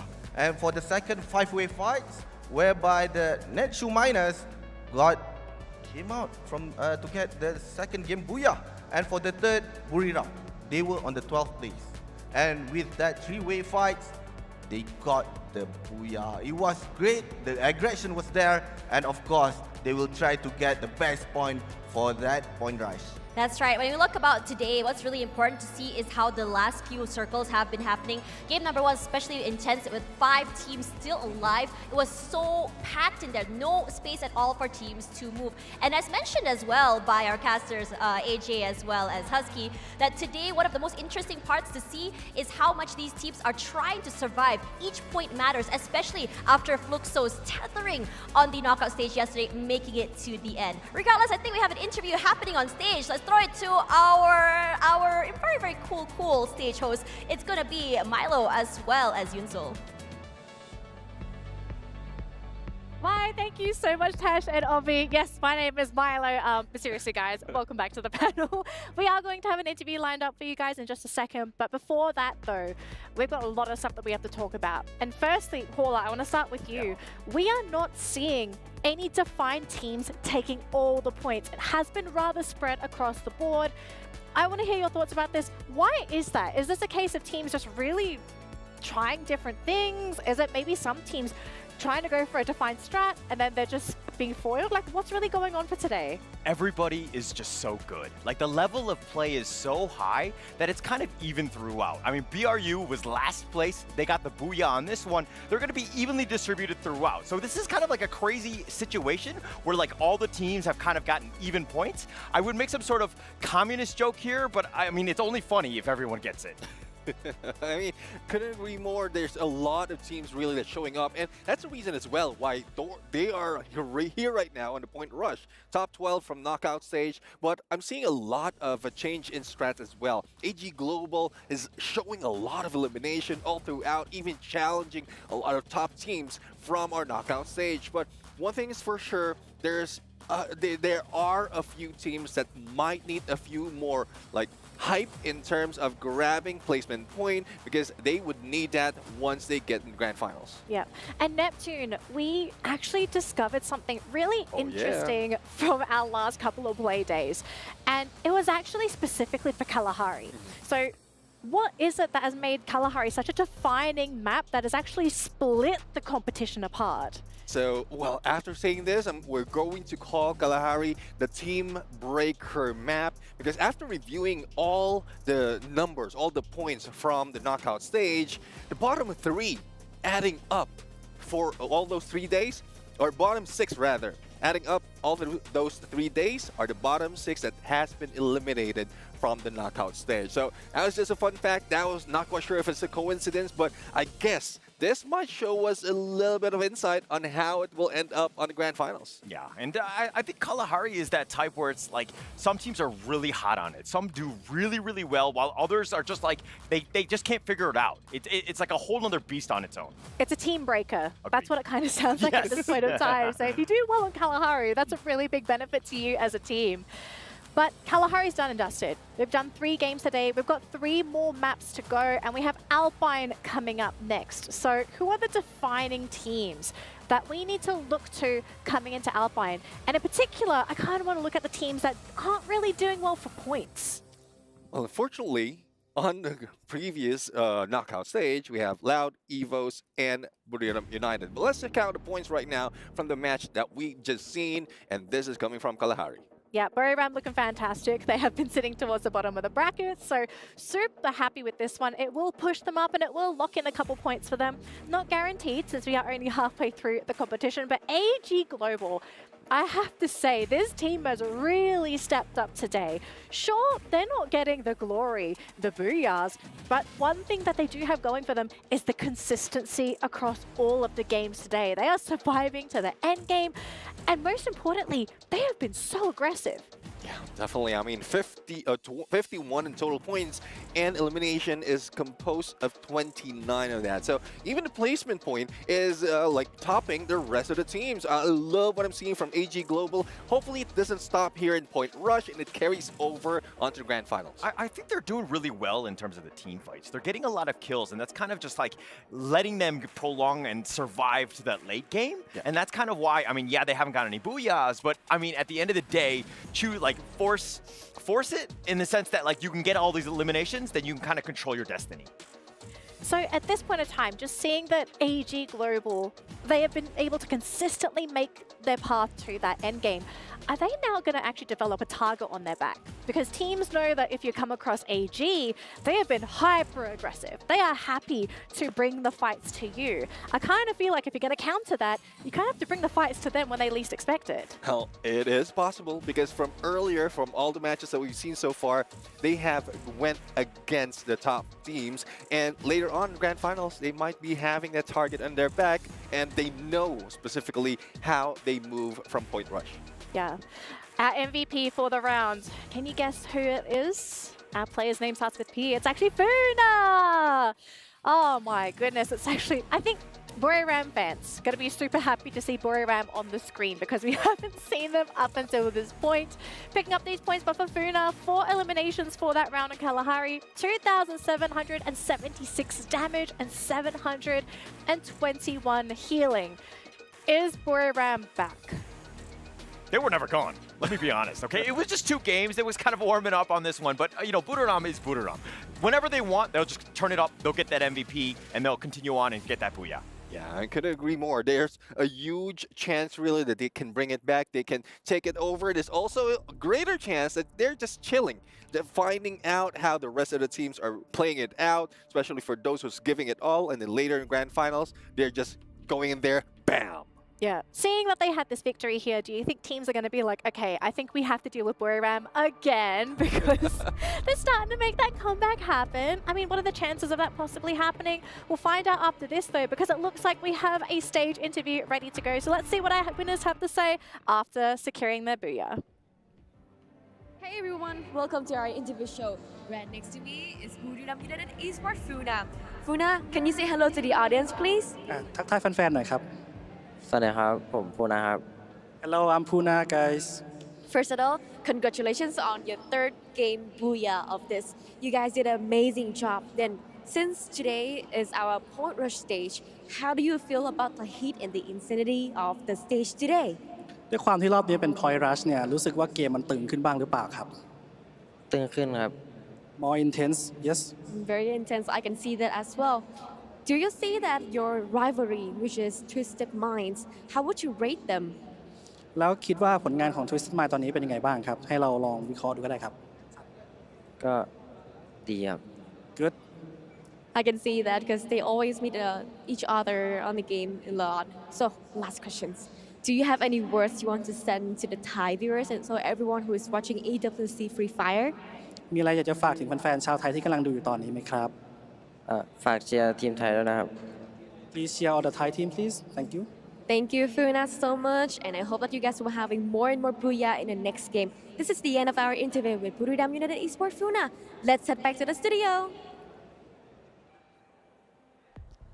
To be fair, I think Buriram, they're going to have to feel a little bit of this heat here. They are feeling a little bit stressed, but having that comeback in game number 3, I think that definitely has pushed up that team morale. But now you're going to have to wonder, and we said this before we went to the interview, is Buriram now going to be the target of all these teams? Because we've seen what's happened in the past, right? Buriram, they sort of disappear for a little bit from the leaderboard, you think they're gone, and then they come back when you least expect it. I'm going to carry over what your answer was earlier. Well, they still are. They still are the target of the teams, and we've seen that so many times. I would love to see other teams really show up, to show on the radar of the other teams, especially coming from Brazil. But Buriram United, it's a strong team. They might be the first one being hit on, so they need to outplay them all. Yeah, and I think if I'm one of the other teams, I still don't want to awaken this beast. I'm going to let them get their points. They're going to get their booyah at some point. Let them have it. Just kind of, I would avoid them altogether. Fair. I think that's a very solid strat. Now, as we do prepare for our next matchup, we actually managed to catch up with RRQ backstage just to get their thoughts on how they're feeling today, because it hasn't been the best RRQ day. So let's see what RRQ have to say after that match. And welcome back to Free Fire Esports World Cup. I'm Carol Bombshell, and I'm happy to be here with the RRQ, a team from Indonesia. Thank you guys for letting me interview you. And for the first question, I would like to know, you guys did very great during the qualify phase, but you're not having really good results here today. What is actually happening? Kalian kan memiliki hasil yang bagus di kualifikasi, lalu sekarang hari ini kalian juga punya hasil yang bagus juga. Nah, kira-kira apa sih yang sebenarnya terjadi hari ini? Yang terjadi hari ini ya, lihat kamera. Kita masih coba-coba aja sih. We still just trying things. Oh, good. This is actually will help with my next question, because I want to know if you guys are possibly testing new things, maybe setting new strategies, maybe new another goals for tomorrow's for the grand finals. Sorry, repeat. I would like to know if they are setting new strategies, new goals for the grand finals. Okay. Jadi apakah kalian tuh sedang meracik sesuatu yang baru atau strategi-strategi baru buat grand final besok? Ya, kita sekarang nyoba-nyoba aja sih, maksimalin point rush.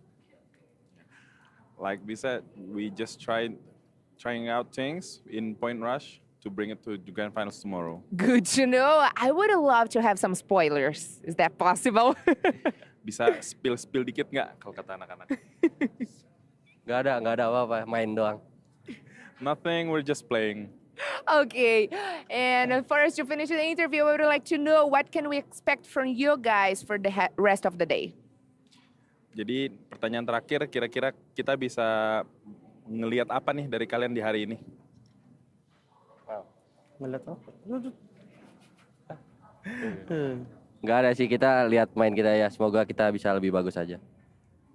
Yeah, nothing much, but we'll just keep on playing our game and let's hope we can bring better results.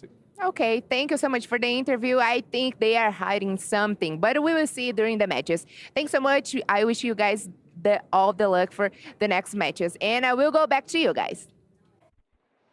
Thank you so much, Carol. So RRQ fans can maybe breathe a little easy knowing that they're just trying some stuff. Okay, so today might not look so good, but you know, with experimentation, you do sometimes have to fail here and there.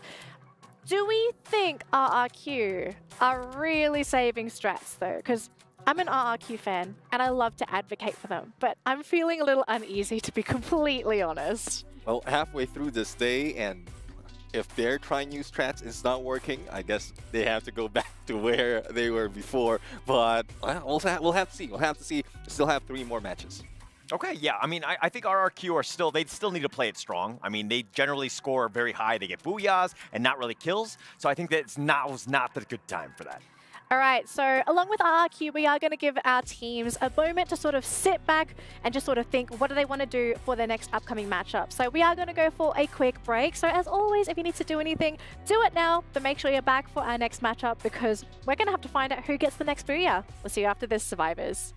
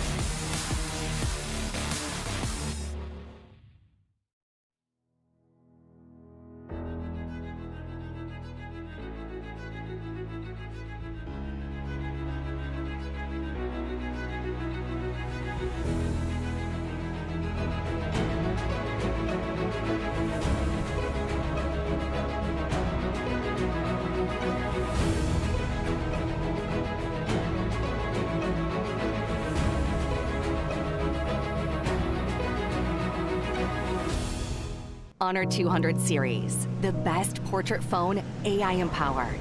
Studio level, AI portrait camera, 3 hardcore portrait modes. Color, vibrant and classic to capture portraits that truly stand out. AI empowered magic portal. Snapdragon 8S Gen 3 AI chipset. 5,200 milliampere per hours silicon carbon battery, 100 watt, Honor Supercharge. This is Honor 200 series.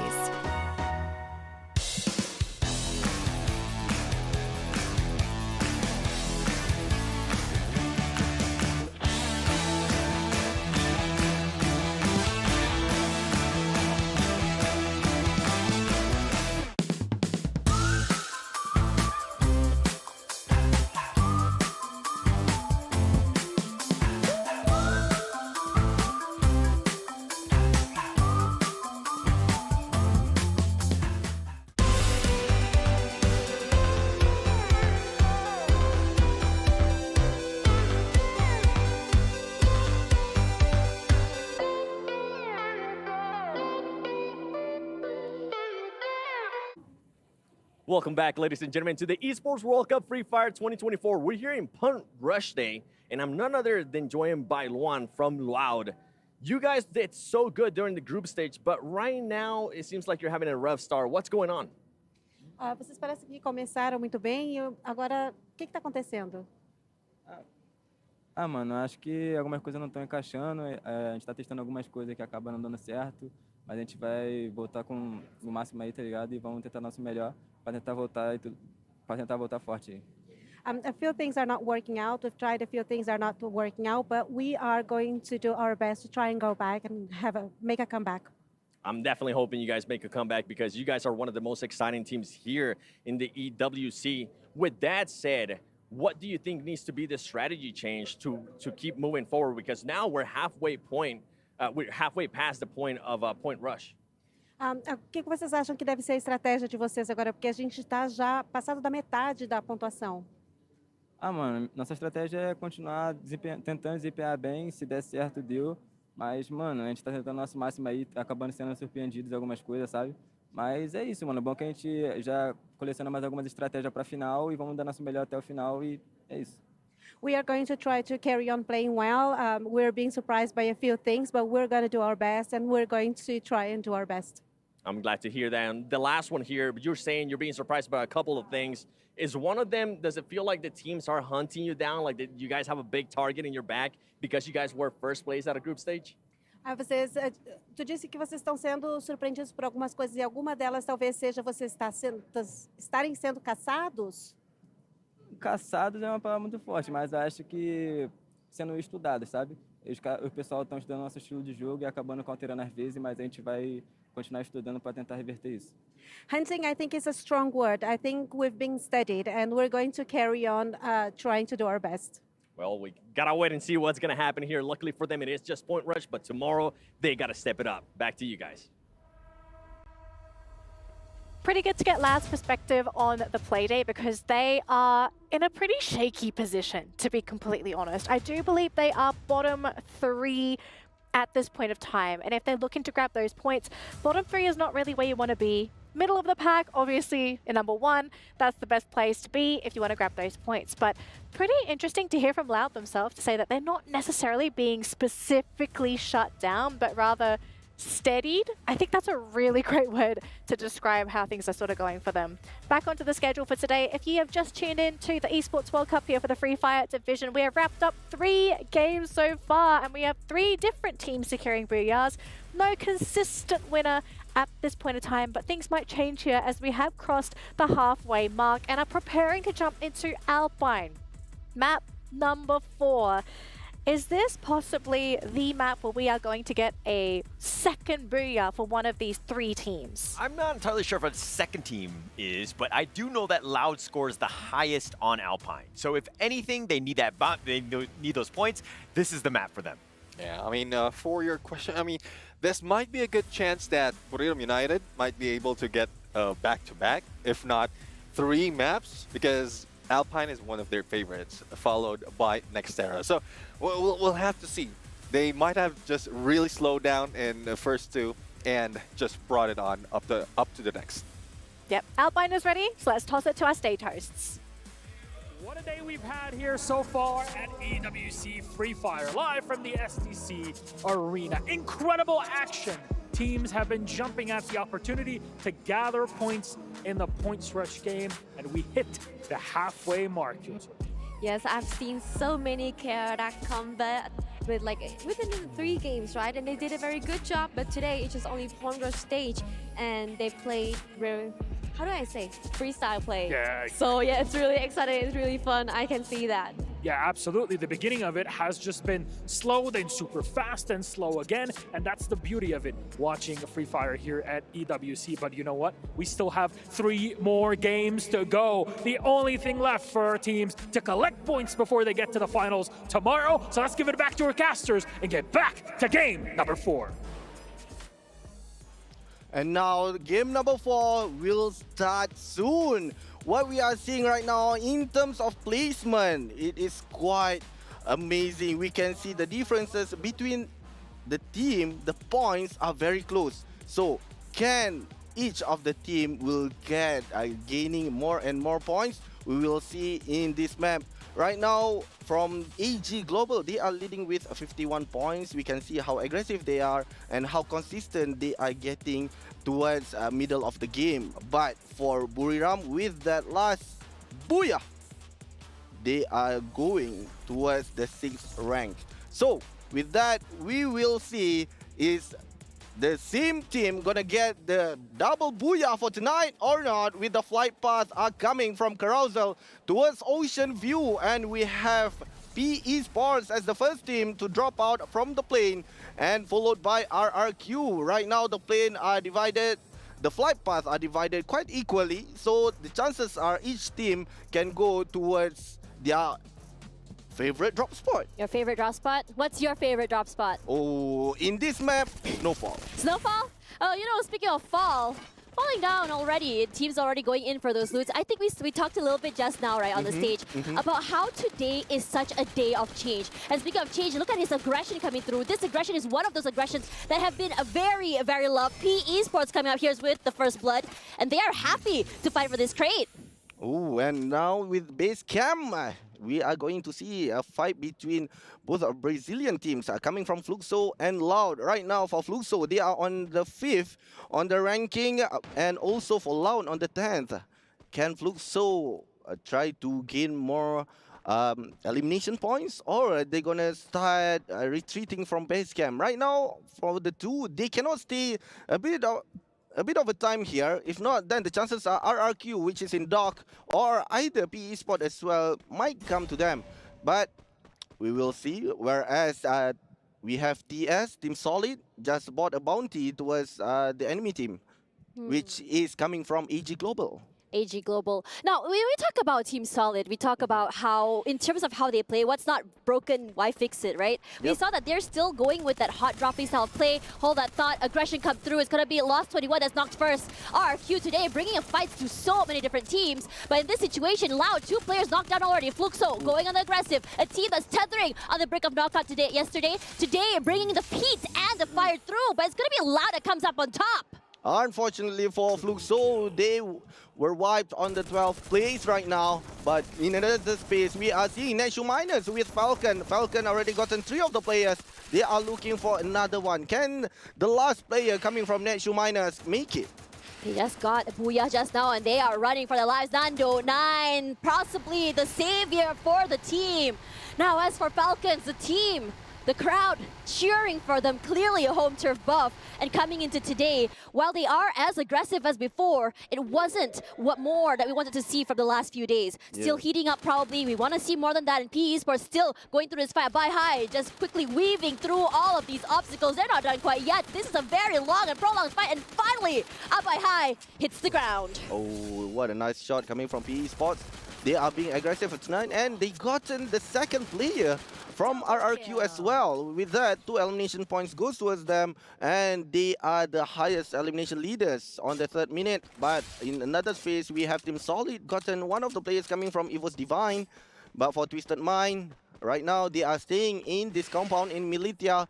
Next to them is Gaimin Gladiators. I'm really excited about Gaimin Gladiators. Think about it. They brought the heat to the last day, coming through as a team that's also in the brink of knockout, bringing the heat on the last few rounds. In fact, bringing those multi-frags, aggressive and also pressure. Speaking of pressure, Twisted Minds putting a lot of pressure onto every single team that passes them. But no, I would say no contact play quite yet. They're taking their time with this, and we saw, well, we did see aggression at the beginning of the game. Did you see in the last 3 maps, at least on map number 4 right now, they sort of changed the pace a bit. Yep, and they are getting much more, try to be much more safer during the early fight. But during the late game, the late stage, then all the teams are going to be fighting with each other. And just now, we are seeing on how Gaming Gladiators, they were neighbors to Twisted Mind.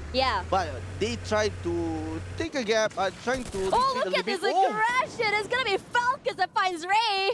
Not the best situation to be in. Evos. 1 knocked already, and the kill leader, as I say that, and as a term in Malay, masin mulut. Falcons now making dreams come through, and they are the kill leaders. A good thing for them, if you think about it. When you talk about home buff is real, this is what you want. Just now, we were sitting there in the stadium. The crowd was electric, loud. They were cheering loudly for this team.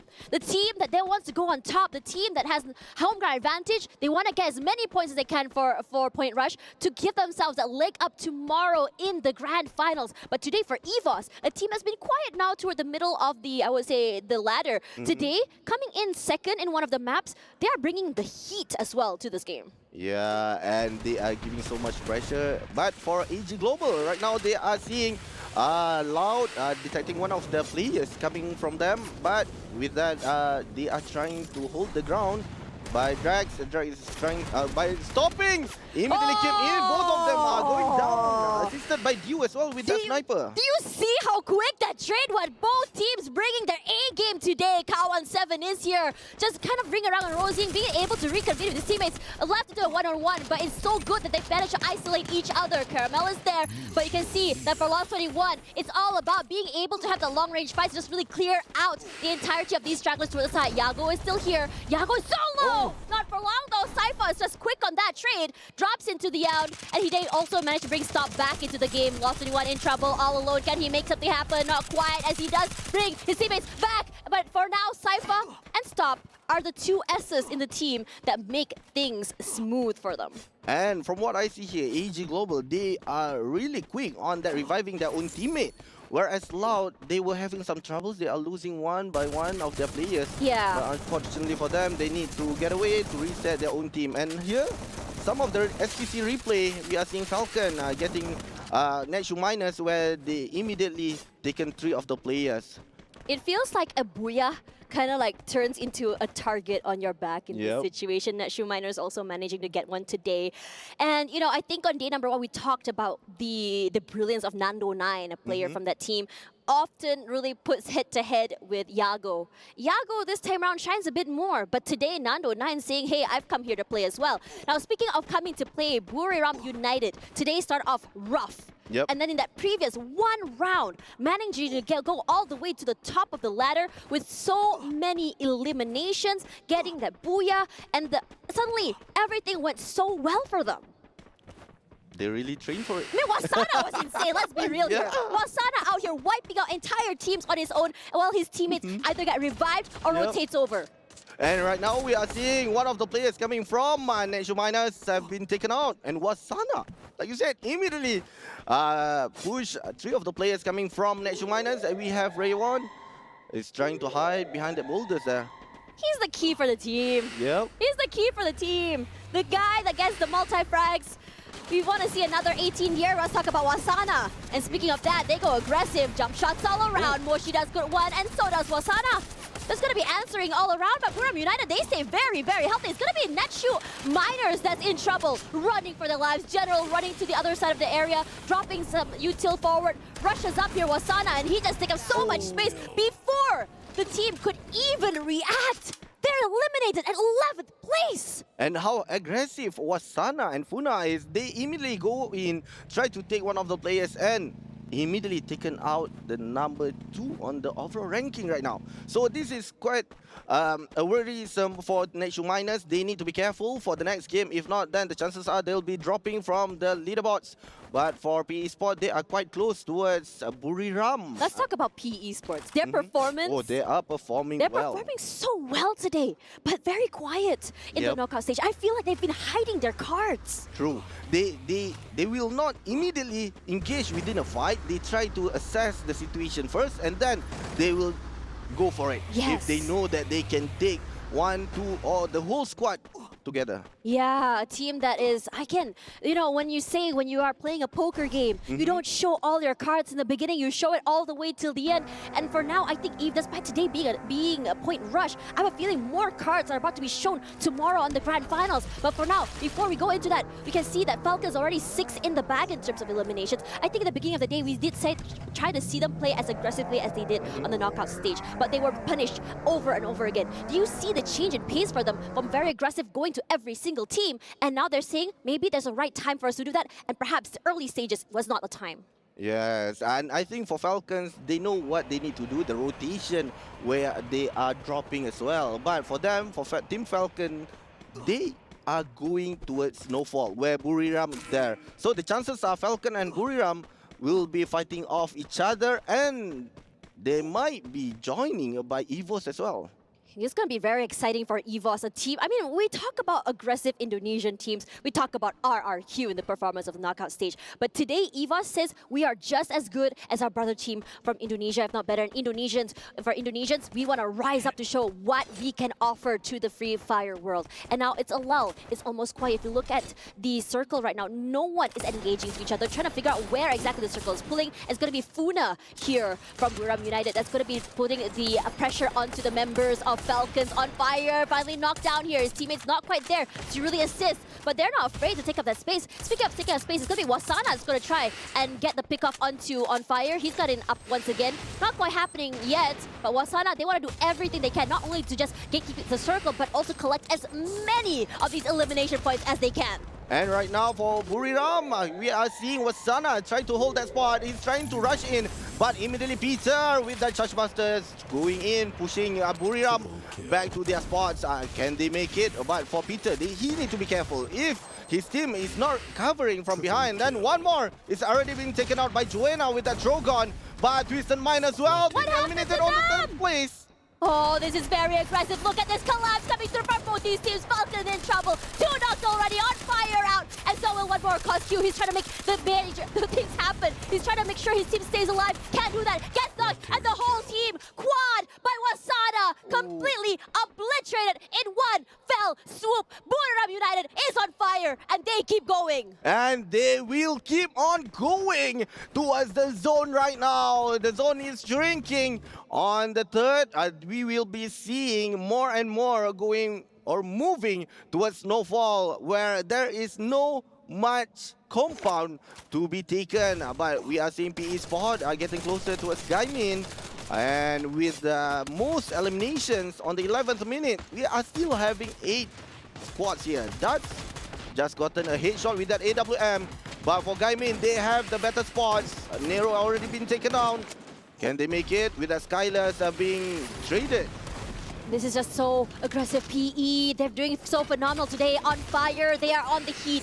They play this very safe. They're allowing themselves to be grouped up to each other, but enough to just trade off with one another if they need to be. Separated now, isolated. They're not allowing anyone to get into the circle itself. It's so hard when Gaming Gladiators as well have their own A game here. 18 year, one of the scariest players around. Nero goes down, and so does the other member of Gaming Gladiators. They jump forward, they knock one down. And for PE, they're not done quite yet. Despite the man disadvantage, they go for more. But who wants to join? It's gonna be EVOS here, who's joining as a third party. Third party is a strat, and this Indonesian squad says, why, thank you very much for all these elimination points. PE Esports eliminated, and now it's all about finding the last few members of Gaming Gladiators. They have the high ground advantage. Other teams are so attracted to the side of Gunfire, and they keep going. And right now, with that bomb, automatically tried to assist his own teammate by Lim.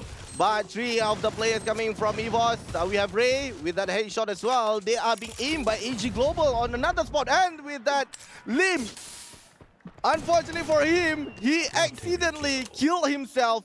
And with that, given the elimination points to Ray coming from EVOS. So unfortunate, and this fight's still going. Razor knocked down already. RRQ, they can't hold on by high all alone. And it's such a different style of aggression from Buriram United, coming from the bottom in the beginning of the day, and now they are one of the top here right now. So hot, so aggressive, and AG finds themselves toe-to-toe with Loud. Wasana and the other members of Buriram United put that aside, because for Loud, this is the moment where they want to show that the Brazilians can shine. It's all about silence. It's all about getting as much info they can. They're trying to make sure that in terms of their positioning, everything goes according to plan. But from what I'm seeing, AG Global, they are trying to take a step back. They are moving towards the Arsenal. Maybe they want to see if there is an Indonesian team, which is EVOS, are trying to come towards them. I try to backstabbing them. But we have Buriram as well. We'll try to hold towards coming EVOS Esports there. Oh, EVOS Esports. Despite the 2-man disadvantage, we've seen them do a magic, and this is what we want to see. But look at how many players are running and gunning toward the Arsenal. And in this situation, AG, they find themselves just completely cornered like rats inside of the Arsenal itself. We've seen bad news come from this, but can AG come up on top is the question. They buy time, they buy space. All those blue walls set up, immediately broken. Dio is on the outside. We've seen him get 2, 3 frags, but he wants to move out of the way. He tries to put in damage, but a team as aggressive as Loud, also separated individually. Brilliant goes down. Caramel finds one, and he immediately lobbies one. Drax quick on that trade, and so does Yago. Jonah is here to third party, and fourth place will be the one given to Loud. Loud, they were on the 4th place, and now Buriram are coming in, trying to disturb AG Global. They will not give them a chance to rest or reset themselves. But with this Arsenal, they can create a compound, a defensive structure that they can use. But for EVOS, currently 2 of the players have been taken out. Ray and MGod. Will they join the fights? But from what I'm seeing, Buriram is going towards them. And with that Tatsuya as well has been used by Joanna, the chances are EVOS will be the one put on the chopping table. Might be that. They have a 2-man disadvantage. They don't have a lot of space to work with. The only cover they have is that rock. Perhaps some blue walls to work with. And we know that in terms of Wasana as a rusher, he's aggressive. He takes up so much space. And he's just so quick. Individually brilliant. A lot of firepower all on his own. This man is a 1-man army. And he has his eyes onto the members of AG. Moves out of the way. The glue melter gonna force him out of that area. And that's fine by them. They just take the time. Just waiting for the right opportune moment. And AG says, okay, it's time for us to pump the brakes. Because just now, we won because we are playing the third party. Perhaps now will be the time for us to do the same. Yes, and what we are seeing right now, they are just lying down. They want to know where are the last zone going to shrink. because we are at the last, and of course the damage will be significant towards the player, and with a lot of bomb are being thrown by AG, going toward EVOS. EVOS with two of the players, can they get ready? Almost, but the engagement is not going through by AG Global. They know Buriram will sooner or later will join towards them. They are still waiting. They know if they start it first, Buriram will come as a third party. But if Buriram going towards EVOS, then AG Global are waiting to get that opportunity. Right now, who have the patience or the disciplines to wait for the other team? It's all about just waiting who does the first contact first. Oh. And the situation is going to be Apegot does not, and suddenly AG just completely collapses onto that. And they secure the points too. This is massive for them, but look how quickly the collapse happens. Wasana already good for 2. Jonah as well joins in the fray, and suddenly every single member of AG just knocked down like dominoes. Not the best situation for them to be in, and Buriram United, they're smiling. We have seen miracles happen, but could this be the time that miracles can happen for this team? Looks like it's not going to be that, because Buriram United once again, another booyah in the bag, and this team from bottom going to the top. They're hot, they're slow at starting, but great at ending the day. But another 2 maps to go. Let's see how they do this. Yeah, they were great coming from Buriram. They really took their time. They knew on how to engage in that fight. AG Global started the fight with EVOS and immediately taken 2 of the players, making EVOS on the 3rd place. But for AG Global, since they started it first, Right. Buriram ended it. I think it's all about just perspective in this situation. It felt like everyone started first, because everyone was just throwing so many utilities, abilities onto every single corner. It was about how unlucky they were, because you have to understand, the mindset for most of these teams is one player knocks, we just completely collapse. And I think for AG, they're thinking, okay, if they collapse, that's fine, we just quickly get these 2 points and just rush straight onto Buriram United. But Buriram United, they're just waiting for that first contact play, and that is the most important thing to talk about. Regardless, for Buriram United, I'm honestly wondering, there was a lot of questions about them this morning, what happened to them, what is going on, and then suddenly bringing it back and a blink of an eye. What do you think happened in their mindset shift? I think they're gonna go on for the most point for this game. For Most the point rush. for every single... Wait, hang on. So if you say Buriram United is going to get the most here, if they lose and not get the most, does it mean you are the jinxer? I hope not. I hope not. You hope not? Because just then, Yeah. on the 3rd game, they were on the 12th place. Yes. And now they got back-to-back booyah. Right. They are now number 2. I think so, with my calculation in my head. Yeah. So the chances are they might be on the top 3.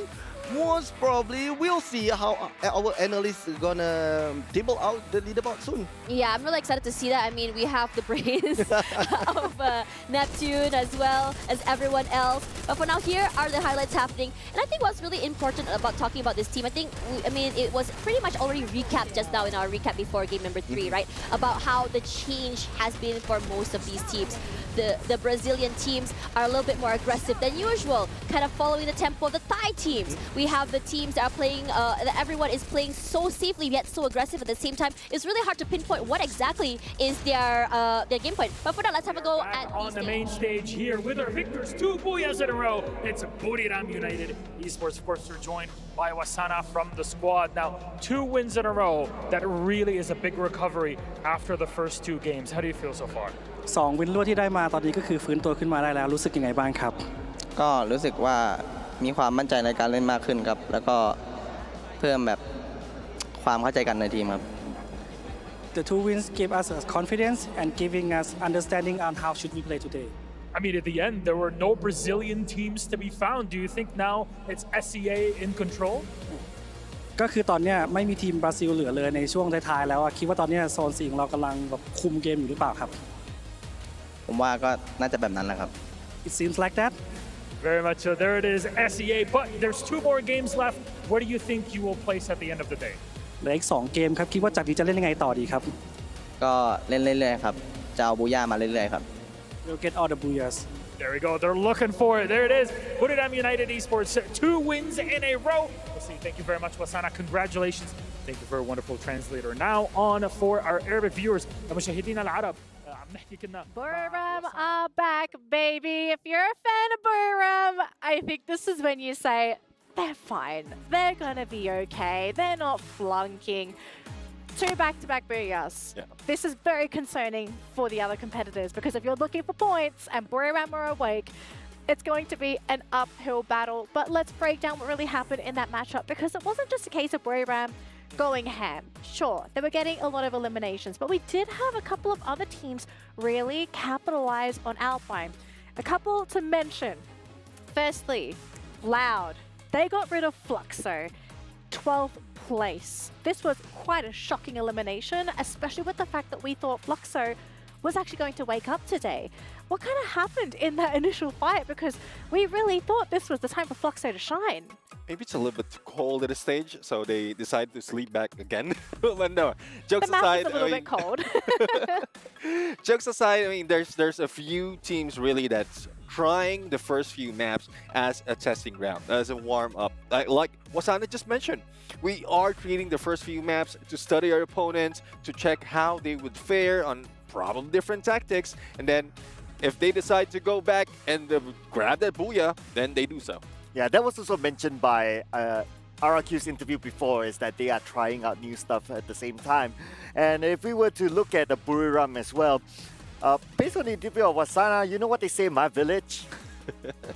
It doesn't matter how much you speak, it matters how much you put on the table. And this is Buriram United putting on the table. I guess they needed a little bit of a restart because they had a break yesterday. And if you remember, during day number 1, they had a pretty shaky start as well during the first half of the day. But once they found their rhythm, they just went all the way. So I guess now Buriram is back on the table. So I guess it's time for people to start hot dropping Buriram again. That sounds like it might end up being the plan. But we do have a couple teams that could potentially do that, right? Because we have had some really aggressive teams step up. P Esports. This team came out of nowhere and they are popping heads. And consistently today as well, we haven't seen P Esports end up in the bottom of the bracket. They've been pretty consistently hiding towards the middle of that pack.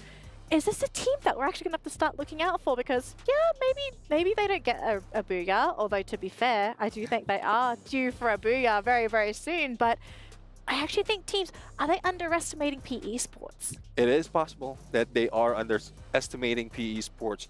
If you remember their placement from the Southeast Asia FFWS, they were second. So, and that's one thing really that can be thrown into the table when we talk about PE Sports. But speaking of table, here's a table for a match ranking. Match ranking's got to grab those points, and I think Buriram fans are going to want to try and do a little bit of math here to figure out where are they on the overall scoreboard, because basically locking in 29 points here. This is going to shoot them all the way up on that leaderboard, because up until this point, I think this is the most points we've actually had in the whole of today. Yeah, 29? I mean, it is. And with these numbers, this will bring them probably to second place. But let's head over to the MVP, none other than Funo once again. Second time for this man to be getting MVP. I mean, he deserves it. Amazing performance coming out from Funa. 4 eliminations, 3,376 damage, 1,266 healing. Although I think we kind of have to give Wasana a shout out as well. He, like, as much as we like to praise single players on teams, I feel like Wasana is such a perfect complement to all of his teammates, because if someone sets up, he's always there to finish the job. Yeah, I mean, he's the MVP of FFWS Southeast Asia. And if you gotta think about it as well, for Buriram, like what you said, it's not only about Puna, but the entire team works. The entire team works, and the entire team is now in second place. 1 spot behind AG Global, and they love to swipe that away.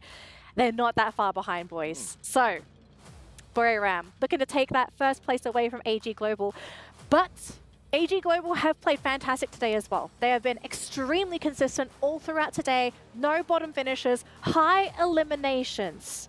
So if you're AG Global and you want to stay in that first place, what are we expecting from this team moving into Nexterra? Because we are jumping into Game 5 very soon. They've been super aggressive.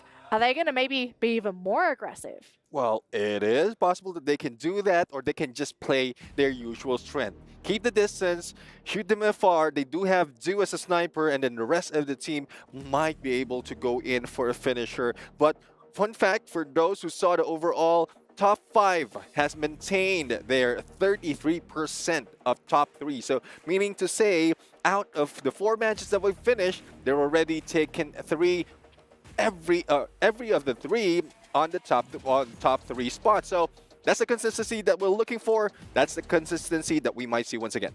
Let's break it down for this map as well. Nextera, top teams to look out for from past performances. Well, for Nextera, there are a few teams like Buriram United, Twisted Mind, as well as Loud, Teal Falcons. Well, I mean, I think this is where it gets exciting because it comes closer towards the end of the day, where everyone is just trying to catch up on the points. Any final words, Clad, before we jump into game number 5? Don't forget about AG and EVOS.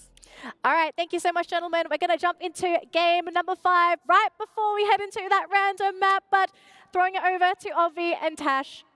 Have a fun time.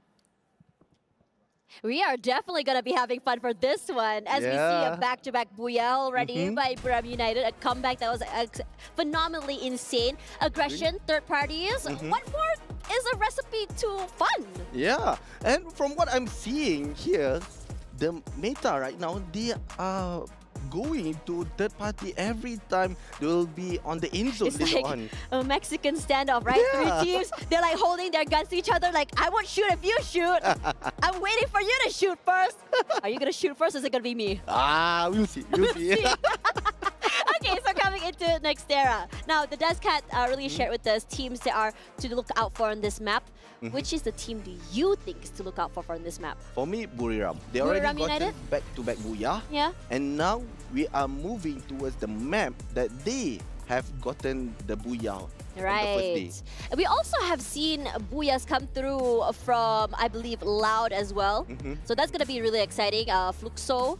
So this is going to be very, very exciting coming through. And let's see the flight path here. Yeah, coming from Deka Square towards Intellect Center, we are seeing EVOS are taking to the left. The split from the flight path are quite equally. And from what I'm seeing, Intellect Center, we'll see Fluxo with a Gaimin Gladiators. Ooh. Will be taking the compound. Doesn't it feel like deja vu? I feel like we've casted this before, where 2 teams are in the Intellect Center, they are fighting each other, and then suddenly we have a look, it's going to be Falcons just climbing through, but that hasn't happened yet, because right now, Fluxo immediately going to go on the aggressive, and I'm not surprised that this is happening. Both teams are very aggressive, both teams very adept in firepower.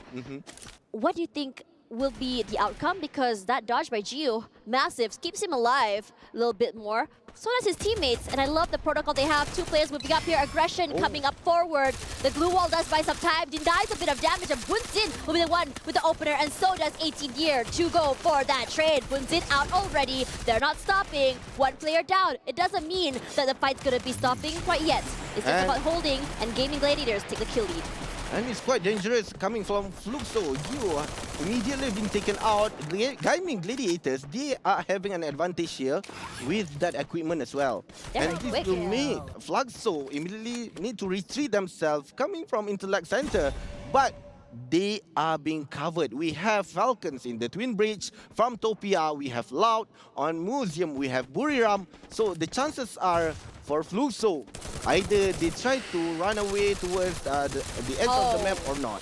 This aggression coming through is going to be 2 very, very aggressive teams on the line. And look how strong Buriram United is, riding off that high from the previous games. They got 2 eliminations already, and it's going to be Loud that is their next victim. We talked about how Buriram United not only riding off that momentum, back-to-back booyahs, but it seems like from what we saw at the beginning of the day was just more of an icebreaker. If anything, they're looking for the last 2 members of Loud. They're not stopping. Wasana doing Wasana things, very aggressive, taking up space, just trying his best to just take as much of these fights as possible. Spots out 2, drops that glue wall, and then moves out of the way. Love this quick reaction. Unfortunately for Fluxo, they have been taken on the 12th place. Wait, this is massive. Wasana. Well, Wasana finds 1. Not to trade. Oh, would have been massive if he was able to isolate that. Not happening quite yet, but his teammates are around. They're hovering, looking for the final 2 members of Loud, like vultures in the line. UAV deployed as well, just to give them a bit of an idea if they're still hanging around, and they do. Funa, not afraid to show himself out here. They try to break the glue wall as well. Nothing more, nothing less, all about getting that reset around before they go for the engagement for round number 2. Right, and for Buriram, we are seeing they are trying to fall back after they are losing Wasana, but Wasana have been revived again, so they need a quick reset from the team. But coming from Luck, they were good. They were left with two of the players, immediately revived two again, and they know they got the backup. So they got Wasana, and now Funa left alone on the second floor. But unfortunately for Funa, Yago with that SKS immediately taking him out. It's Yago, one of the sharpest players we've seen. But then again, we also see Asana, who's just so quick on that. It's just a game of trades in this situation. I get your friend, you get my friend. With a double swing, a buddy system. When you are with a team that's so individually talented, each one bringing firepower on their own, 18 Deer, a player that's been able to not only 1v3 once, but twice, in fact, is a very terrifying predicament. How do you keep yourself alive? How do you stop yourself from being isolated? Blue Melters thrown around just to buy a little bit more space, deny him from being able to push up forward, rushing up upstairs. One waiting at the downside, finds nothing. Potate finds no one quite yet, and it's just so easy for each player to say, okay, we see the aggression come through, let's just reconvene with our teammates, go a little bit aggressive, play together. Because in these situations, when you are isolated, the biggest problem right now is your teammates not only having to spend to bring you back in the game, but also resources that are going to be wasted. Yes, I do agree with that. And for Gaimin, what I love about them right now, they know that Twisted Mind are pushing aggressively. Right. They immediately went out the window, moved to the next compound, and taking their time to see where is the place that they can move on. Yeah, but for now, it's going to be Dew. Finds one already, they're quick. Hongan back in the game, but for Twisted Minds, they're in trouble. Nameless knocked already. You can see Peter slowly but surely making his way forward. And he's a player that loves to take up space, makes either a lot of damage or a lot of distractions. It doesn't really matter in this situation. Diamond knocked down already. They're so quick on that trade. Portal Go is here, moves out of the way. And they're realizing that if they don't move now, they're going to be punished. And they do. One by one, the members of Twisted Mind will be taken out, but not enough to completely take them out of the game. Oh, for Twisted Mind, almost. But coming from Buriram as well, they already taken one of the players coming from RRQ. They are getting closer and closer towards... Wait, this angle is disgusting! Look how Funa played that! Kawan cannot run, did not spot him out. In fact, Moshi comes out of this fight with a triple kill. Oh, that was an awesome fight coming from Buriram as well with 7 elimination points. We are on the 6 minutes, but we are seeing more and more aggressive gameplay coming from all the teams. With right now, Buriram are going in towards Farmtopia. We are seeing 3 of the players are getting ready for that ambush. Funa with Scar chip level 2. Yeah.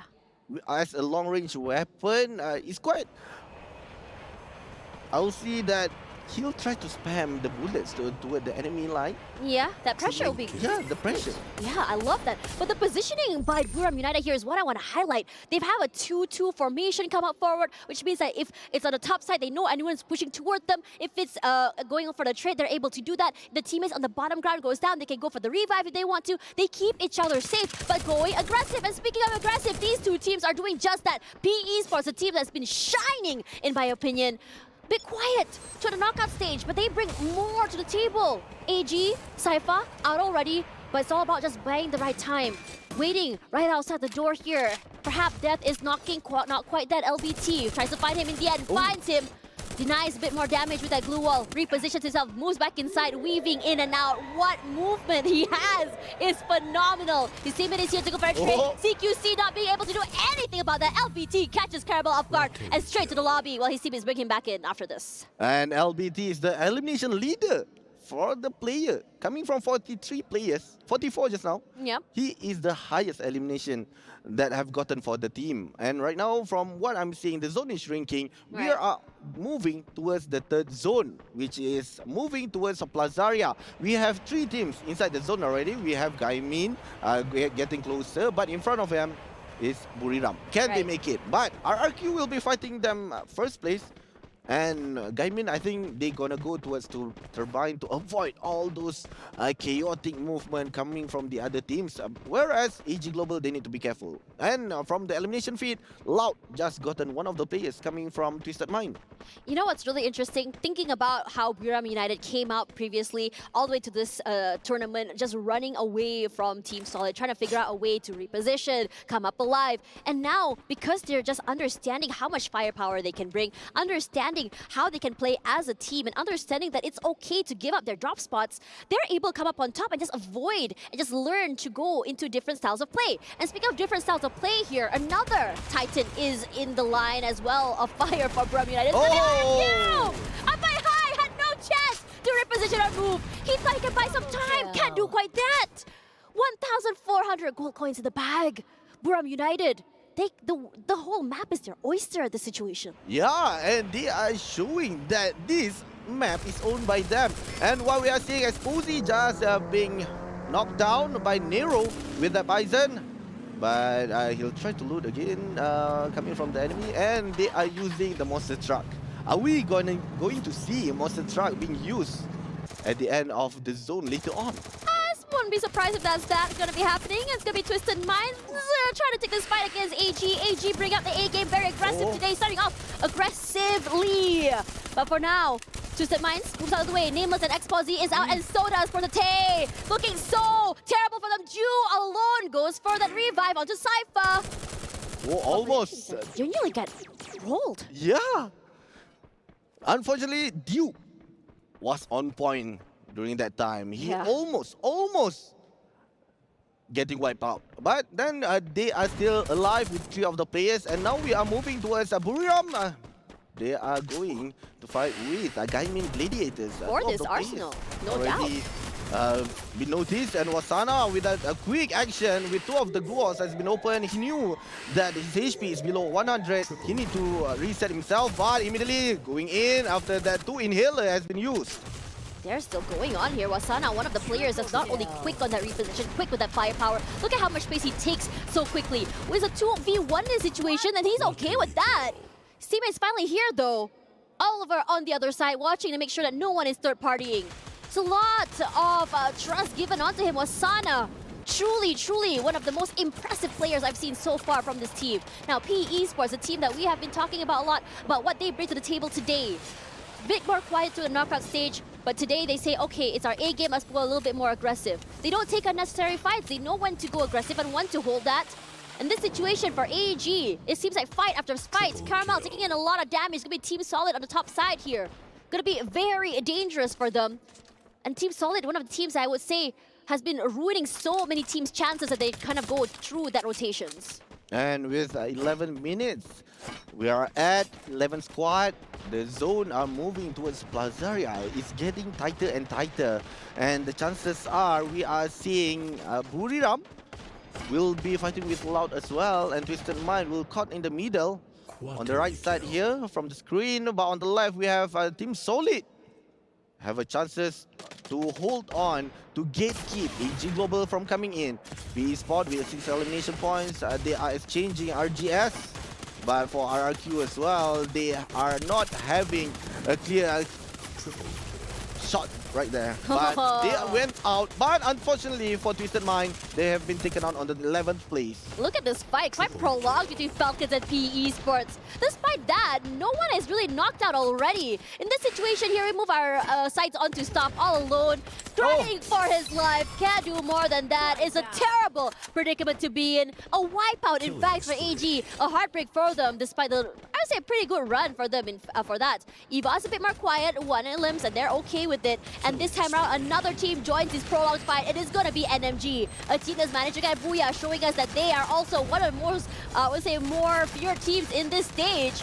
This situation, round 7 already knocked already, and he's okay with that, General. Trying to scout around to find, see if anyone is hiding on the outer side. Finds no one, just about to wait. If anyone jumps out of that window, he's just going to quickly demolish them if he can.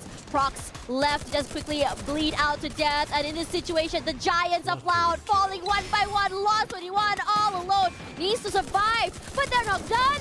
Buram United finds the final one. Can't do more than that. Funa knocked out, but the long-range pickups is going to be happening. And Loud gets completely knocked knocked out of this one. Great gameplay coming from Buriram. Immediately assisted their own teammate, and now Team Solid, they are trying to rush us in towards our Falcon, which are trying to hold this compound, but we have seeing Trap. They are getting ready, but Peter with that Drogon immediately taking him out, and they are going out. Trap, they are trying to stay alive with that chrono has been broken. Two of the blue wall as well, and immediately taken one of the players again. And now Nick is left alone.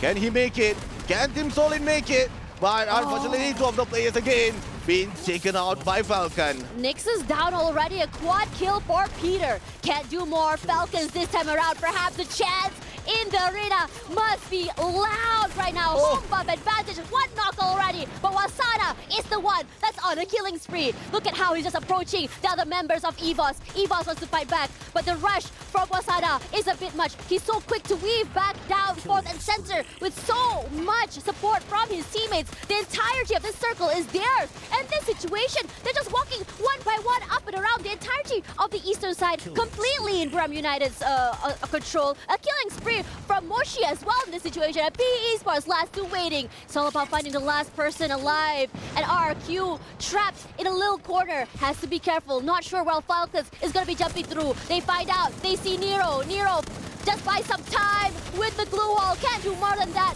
They're together, but because the glue wall is slowly one by one dropping down, they're just gonna be completely swarmed by the other members of RRQ. EVOS is out already, and now we're down to the last few teams. And with the three teams remaining, we have Buriram, Falcon, and RRQ. Only Falcon with three of the players on fire has been knocked down by Funa with that AWM. Can he revive himself? He's quite safe behind that wall there. Oh! He can't do any more than that! Falcon's pressured from so many different angles. Can't even move, can't revive, can't reposition. And Buriram United with 22!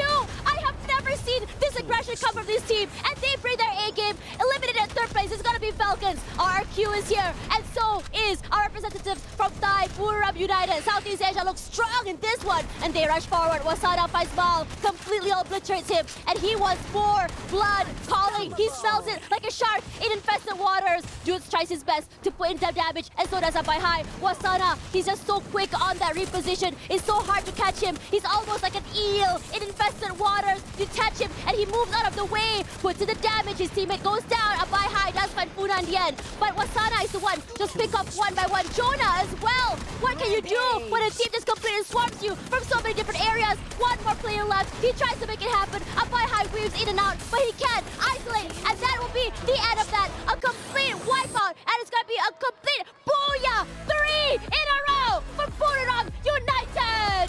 3 booyah goes toward Buriram! What a hell of a gameplay coming from them with how they managed to maintain that position, but a highlight towards RRQ as well on how they can maintain that fight for 1.5 minutes right there. Can see that for Buriram United, it's almost like 4D chess if you think about it.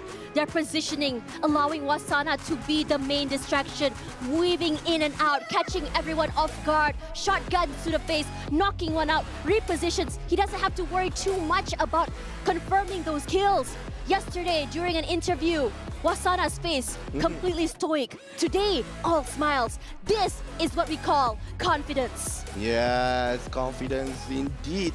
They know what can they bring to the towards the match right then. And right now for Buriram, the way they play, they really showed their true colors.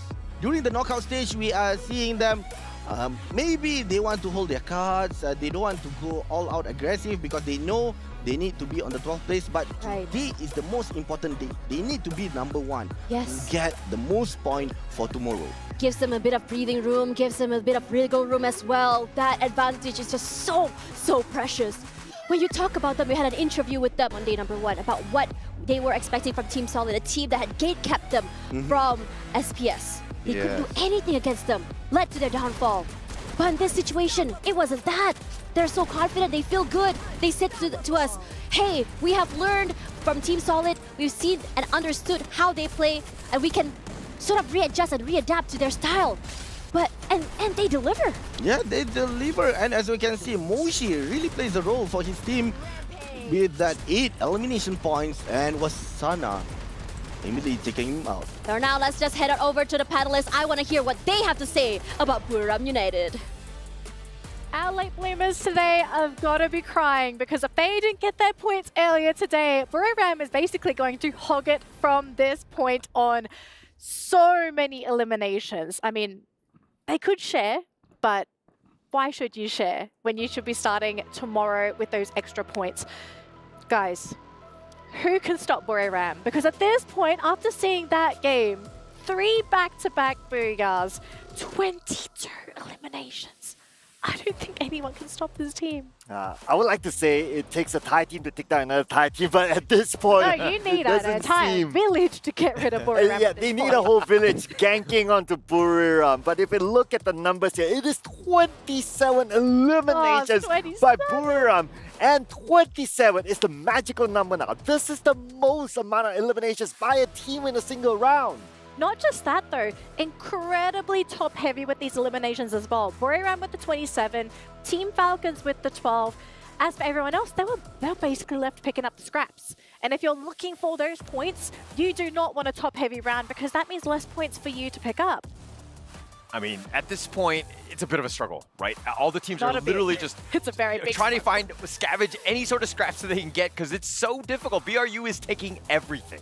Yeah, if you kind of look at the highlights as well, right? Like Moshi on top of this rooftop with the long-range snipes, and then you got the close quarters combat. You put Funa in, you put people like Wasana who can rush in onto other teams, and they're very good with using utilities at the same time.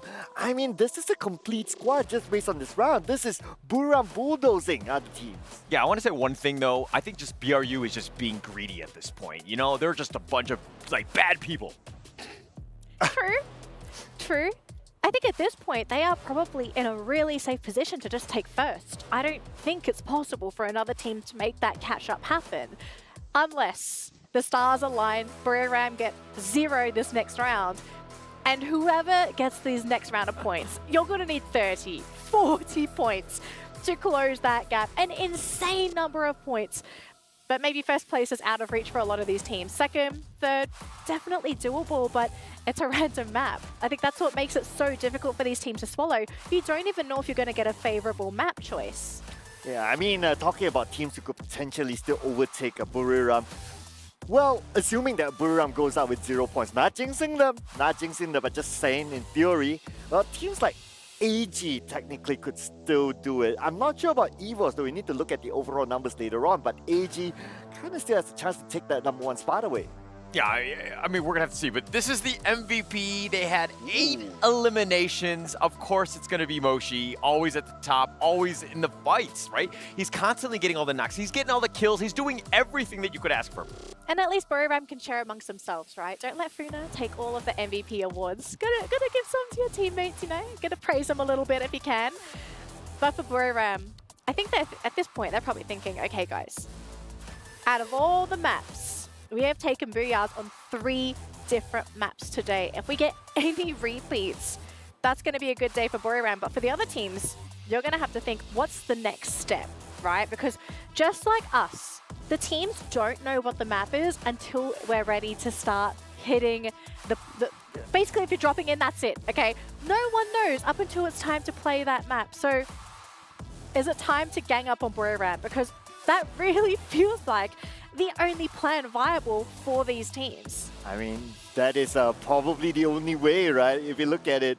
If not, it's going to be Buriram that's the one ganking up onto the other teams by playing a third party. But hey, look who has arrived. We have a guest on stage. I wonder if this is a sign. I mean, technically it's a cat though. Just saying. Yeah, it's a cat. I'm okay, I think. I'm gonna be a little bit careful. Maybe I'll step over just a bit. I care for you. But I think it's still a BRU fan at the end of the day. It's okay. Cloud's a cat man. Yeah. Understand. Yeah. Let's have a look at the overall standings just to see where everyone is right before we hit that final map today. So obviously Buriram at the top with 101 points, but AG Global 76 points.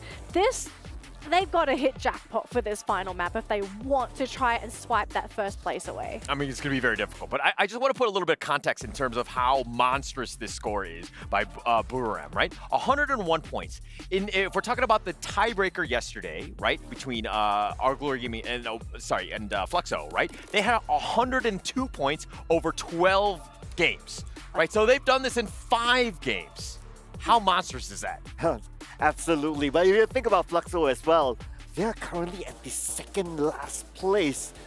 And if you end the day at the second last place, I mean, you don't really get much out of today. So again, it's like the opposite story, right? Between Buriram and also Fluxo, the way you start and the way you end, it's like the total opposite. Yes, for sure, for sure. And I mean, they get 0 points, right, going into this one. You don't want to be, I think going into this one, again, how many points you want for that that head start is that you want to be in, you know, first through 10th place. 10th is that cutoff. And so you got to get some sort of points going to the grand finals tomorrow. Yeah. Now, as we get ready to jump into our final game of the day, we're going to have to say goodbye to Sensei Tig. He's going to help us out on the main stage. You can get that map going. So thank you, Sensei. We'll see you in a second. But for us, okay, let's head on over to the schedule so you guys know what has happened today for Point Rush Day, because we are about to jump into our final map, and it's Nextera! Oh boy, this is some bad news bears for a few teams, because Buriram, they just picked up a booyah on Nextera, and they did it in such a flashy fashion. If we don't see some teams ganging up on Buriram, I think this team is going to get their final booyah. You know, I can imagine the conversation, right? Imagine if like the team say that, hey, we want to gang out the Buriram, and they go like, oh, okay, sure. Why don't you go first? No, you go first. No, you go first, because who's going to start it off? Okay, the alternate plan, okay. We say gang up Buriram, but what if it's the opposite? You say, okay, this is where Buriram drops. We drop on the opposite side of the map, so they don't chase after us. I mean, at this point, it's a pretty good strategy, to be honest. I think you avoid this beast. You try to do what you can, or you look to maybe third party, fourth party, whatever you can do to not take them head on. They're very good with confrontations and those team fights, and they just like literally take over the games.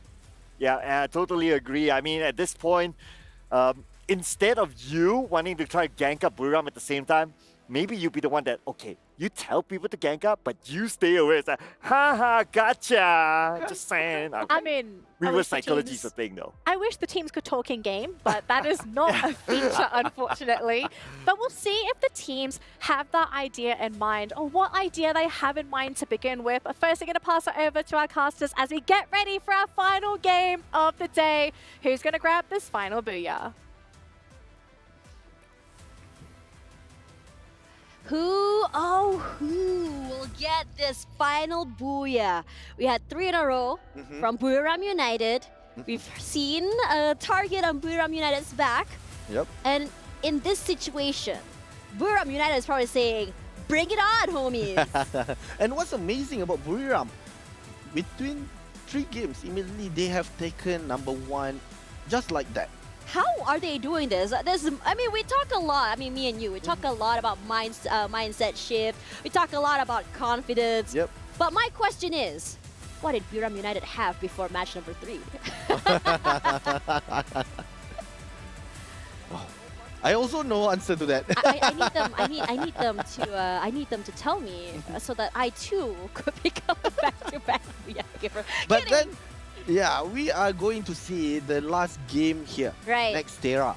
Just now, they have been playing it, and we saw how Buriram immediately taking the advantage, making sure that the pressure is being done by the enemy team. Right. But now, can they maintain it? Or the chances are AG Global, the closest towards them, gonna take over #1 spot. That'll be really interesting, because when we talk about Buriram United, they have been really not just aggressive, but they are, you know, like what the panel said, they are greedy. Yeah. They're going around collecting as many eliminations as they can. They're going around just completely obliterating teams. And they're okay with letting one player go away, because they're like, that's fine, bring your teammates back in. We're not afraid. In fact, for us, that's considered a point farm. They got booyahs as well. And that's what makes them so terrifying. Yes. They're very patient. Yep. They have really good trigger discipline. They don't, I don't know how it is, but when you talk about their communications, we have Wasara taking up space. In the background, we have Jonah and Funa as well, just doing those long-range pickoffs and cleanups. Yep, I don't know where agree with to. Where do we look at them? Like, who do we look at? Do we look at Wasana or do we look at Funa? We'll see in this match on how they played. But from here, we are seeing the drop coming from each of the teams. They are going right now. Intellect Center, Fluxo and Gaimin again. They'll be hot dropping each other, trying to fight for this drop spot. And Fluxo gaining the first eliminations, making Gaimin Gladiators have to back away. If not, then the chances are they need to fight 4 of the players coming from Fluxo. It's a really interesting situation because I thought to myself, okay, this fight has happened at Intellect Center. Perhaps a change would be needed here because if I remember correctly, Fluxo and Gaming Gladiator, both of them came up with heavy losses. It's Gaming Gladiator that came up on top at the very, very end. Look at how Coach Hill has really positioned himself so far away. And this is a good thing. Make sure that no one's rotating over. Try and get as much information as possible. And these long-range fights are massive because if, say, your teammates are taking up space and fighting with them, he can put in those long-range damage.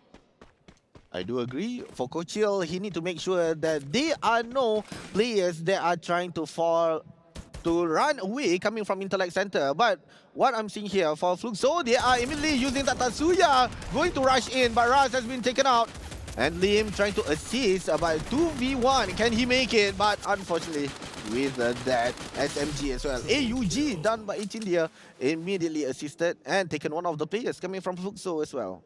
It's never been an all-in fight. It's all about those one-point pickoffs if they can. 18 here is the one that we have our eyes on. I think every single team is doing that. Now, speaking of fights, it's going to be RRQ.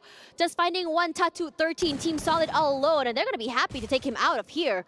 These early fights, a very interesting one. I thought it was going to be a less aggressive early fight for this one, given it's the last match of the point rush. Doesn't seem to be the case here with Fluxo leading the charge in terms of eliminations. 3, in fact, as they move into this fight again. Waxa is back, brings back Nyx as well, and is going to boots it all alone. Catches one player off guard, a finisher!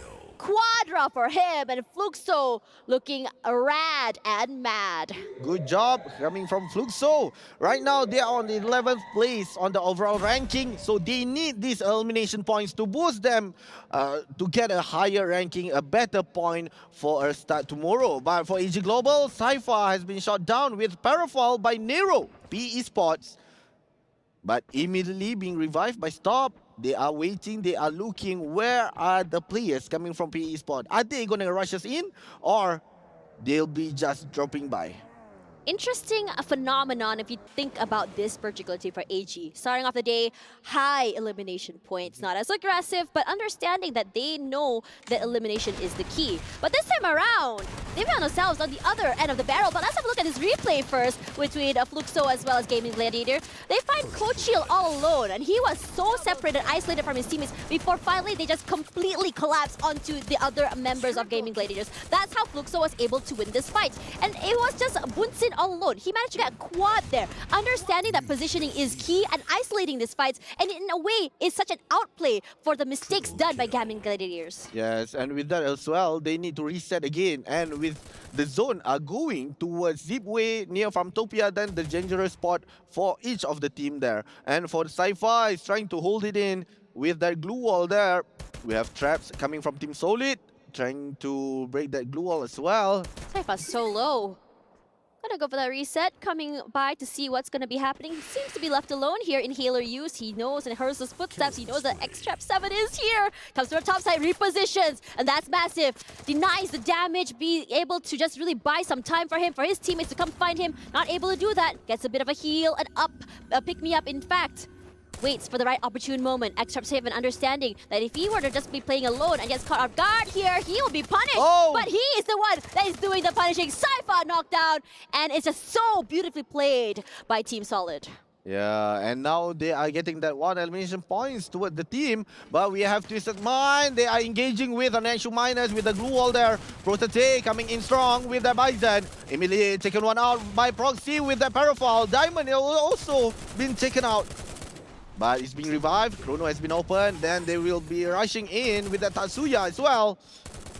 With that, they are trying. Prox has been taken down. And now we are left with one. Nando is trying to run away, but unfortunately 3 players engage with him. And Emily taking him out as well. Twisted Minds. finally finding their rhythm. This is massive with 7 already. Now EVOS, an interesting one. We talked about how they were able to get the top 2 earlier, but they weren't able to replicate that same success quite yet. It has been very, very competitive for them, hard for them to reposition. Now it's going to be Nero all alone in this situation. He can't do much, not enough income to really bring his teammates back in. It's all about being able to survive as much as he can, get as many of those coins before he brings them back. And speaking of bringing it back, it's going to be Buram United! What a shot! Finds the miners, eliminates them! 12th place! And this must be heartbreaking. Heartbreaking indeed, but now we are seeing Twisted Mind, PE Sport joining the lobby with 11th place, been done by Twisted Mind. 8 elimination points. They are leading the eliminations in these 6 minutes. 2 squads been taken out immediately, but we are seeing Team Solid. They are trying to get one of the players coming from AG Global. Stop. And now with that 2 elimination points, they are moving. We are seeing the zone moving towards Intellect Center, where RRQ already standing by. Whereas Falcon and Loud, they'll be fighting with each other maybe on Mortar Ruins. Interesting. If you look at Twisted Minds, aggressive, but not too much. Positioning, I would say conservative, but they're doing such a good job of being able to go aggressively without compromising any of their members. And they wait. They know that Buram United is close. But on the other hand here, it's going to be the home turf, I would say, advantage for Falcons that finds themselves gate-kept by Loud. Loud, a team that is incredibly loud. They bring the fire, they bring the aggression. But the fight is going to be moving over to EVOS. A team that wants to replicate their success at the beginning of the day. Finds Saifa all alone. He's already knocked out. Bring back already. All alone. Has to just move away with their teammates. EVOS, good protocols coming forward. But Saifa is going to be trying to find themselves and move them to his teammates. Knocked out already. Finished, in fact. Quad kill for Abax. And Carmel left all on his lonesome. Keeping very quiet, not allowing anyone to find him. He needs to be able to bring his teammates. He needs to be able to survive a little bit longer if they want to overtake Buram United at the top spot. Oh, what a quick revive by AG Global as well. We are seeing they already revived their whole teammate, but they need to make sure that they have a spot to reset and regroup again. But for EVOS, they are using the jump pad, trying to go with the zone closing in. We are at the second zone, which is, I could say that the damage has been done quite tickle towards the player as well. Yeah, no one really taking so much damage. Gaming Gladiators left with 2 in the bag. You can see there, they were trying to rotate into the area outside toward Museum. Finds themselves toe-to-toe with Buram United. Immediately U-turns back. And near them as well is RRQ. Bring our eyes onto this fight. EVOS is here. Toe-to-toe, find themselves against Loud. One already knocked down. It's all about just getting that knockdown onto Yago. Waiting for the right opportune moment. They're using Yago as bait, if I'm not mistaken. EVOS has been trying to get to the circle. I was concerned that they were running straight into Loud. But clearly, they knew what to expect. Finding Yago, and now for EVOS, they're saying, okay, we're out in the zone a bit too long. Too much on the line. We're gonna run out of resources. We have to reposition. And on top of that, if we are late into the circle, getting gate caps is gonna be one of the biggest problems they're gonna have. Of course, right now with Twisted Mind, they are gatekeeping right now. This with Team Solid, AG Global, we have EVOS, we have Loud trying to get in. So the chances are Falcon and Twisted Mind will try to find more and more elimination points, and Team Solid gotten one, but Trap have been knocked down by Nameless. Can they make it? Right now the zone are also shrinking in. Look at how many teams are still outside in the zone. There's so many! Yeah. There are 2 players right now. AG Globals has been taken out as well, coming from Fluxo. Twisted Mind already taken a step back with that portal go as well. And now in 20 seconds left, the zone will shrink towards Intellect Center. This will be much more dangerous than the previous round with only a small spot there. And they need either to swim or to use the bridge to get to the other side. But if let's say they have the portal go, then the chances are who will be going first will have the certain advantage to keep the other 4 teams. I think this is hunting season! Oh. They found Caramel! He tried his best to survive, just wait it out. He can't do that. Portal 3, It's so refreshing seeing another team kind of lead the eliminations right now. It's going to be Twisted Minds. 11 in their pocket, going to be so happy and excuse me, going to be very happy with that. Excuse me. I was a bit distracted looking at Buriram United. They were right in front of Twisted Minds. But that fight's not happening yet. It's going to be EVOS finally finding themselves in front of the Falcons. The Falcons have been gatekept for so very long, finds themselves in the low ground, but it's going to be EVOS that's going to be punished for daring to encroach into the area of Falcons. Good protocols, good trades, good collapse. Just denying that pickup from the other area. On Fire is here, like his name. He can go very, very hard, and once he does, he goes in for the aggression. Speaking of aggression, it's going to be Buriram United. Diamond goes and finds one member of himself. Funa is there for two. Oh. Good enough. Buriram United, Wasana as well. Punished. And Funa finally will be the last one. It's going to be Moshi all alone. Moshi, the star player.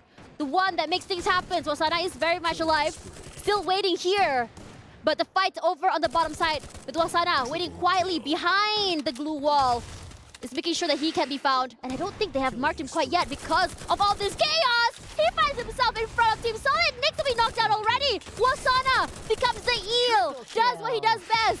Finding a way, just really isolate these fights, go for the sprays. It is so hard to react to this. And Diamond, despite the damage he's done to Buriram United, unable to completely obliterate them from the game. Oh, Wasana really carried the team there. But Team Solid has been taken out on the 9th place. Together with Falcon on the 10th. And right now, the zone is shrinking, moving towards the Intellect Center where RRQ are having the advantage. Twisted Mind with 14 elimination points, leading the leaderboard right here. But Buriram is trying to hold them out. We are seeing a quarter of his HP. Emily headshot there. And with the Bison was Sana. Emily taking one more elimination. And with that, Twisted Mind wipes out on the 8th place. 7 squad remaining on the 12 minutes. And what an interesting situation. Moshi eating a lot of damage there. Survived, and they spray. Stop saying stop right there. Get knocked to the lobby, and he does quite that. Takes him down, double for stop. Huge, huge wins for him. Start off really, really good, and they also get a reset for their teammates, bringing them back into the game. This is massive, and now the kill leader replaced by RRQ. Wasana, all alone, quiet. Trying to find a situation where he can go for his isolated fights. Those pickups will be very, very massive. Bit more of a quiet game for Buriram United, but for RRQ, this is for them. Shooting all the members of AG out of the sky. Triple heal from Bai Hai. Not the best situation to be in AG, despite their efforts to stay alive, they can't. Oh, what a great gameplay. It's great strategy coming from RRQ. They have 2 up on the tower and 2 down below, trying to demolish the other teammates that have been revived. And Wasana! What are you doing? Immediately taken loud on the 6th place. He was all alone at one moment. Brings back his teammate and aggression all around. Moshi knocked already. Able to be revived, no problem at all. But in this situation, it's going to be a problem for Gaming Gladiators. Trying to keep alive. Protocols all around. RRQ understanding that they can't go too aggressively. In this situation, third party is definitely a strat for many, many of these teams. Dutz tries his best. Throwables, everything in the kitchen sink thrown out. And Gaming Gladiators, they struggle. Trying to get pick up, trying to go for the reset. But alive, slowly but surely, chipped. And Coachil gets knocked down once again. Oh, but for RRQ, they are ready. With all the troubles has been done, Coachil has been knocked down by A124. Razor coming in with Abai High. They are trying to making sure for the team Gaming Gladiators will not going in. But for Coachil has been revived again. They are still waiting patiently. And RRQ also already moved back. Buriram, Moshi has been taken out by Mal. Trying to revive his own teammate. Wasana had to take a step back after the push coming from you, but they did not see him! He's just so good! A silent killer! Call him an assassin! Whatever you want to say! He comes out when you least expect it! You think you're safe, and suddenly you're flying from the back! Moves out of the way, Wasana! Buys some time with that glue wall! It's so quick on that!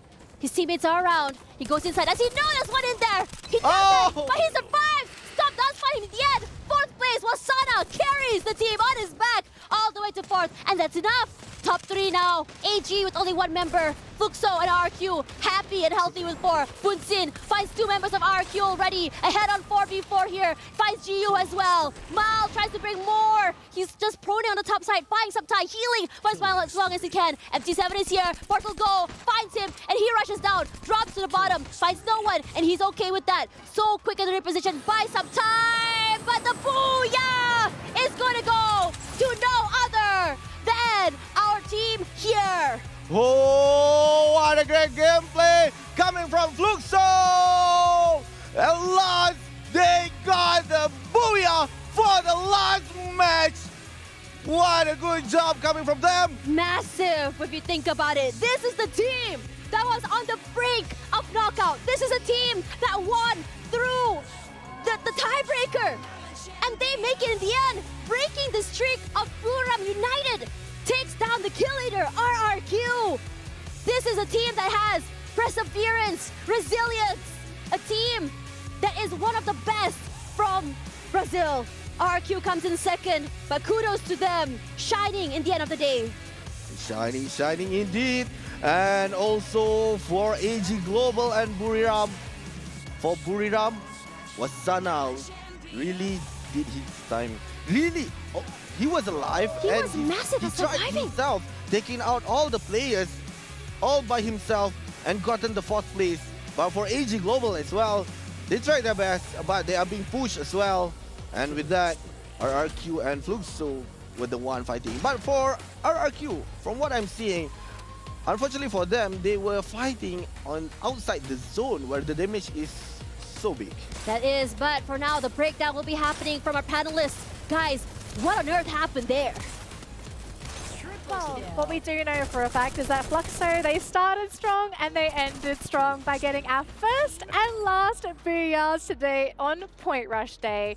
And sure, maybe they didn't manage to take first place away from Buriram. That was a behemoth task for any team that wanted to try, but for Fluxo, we were worried about them coming into Point Rush, and to see this ray of light beaming across this team.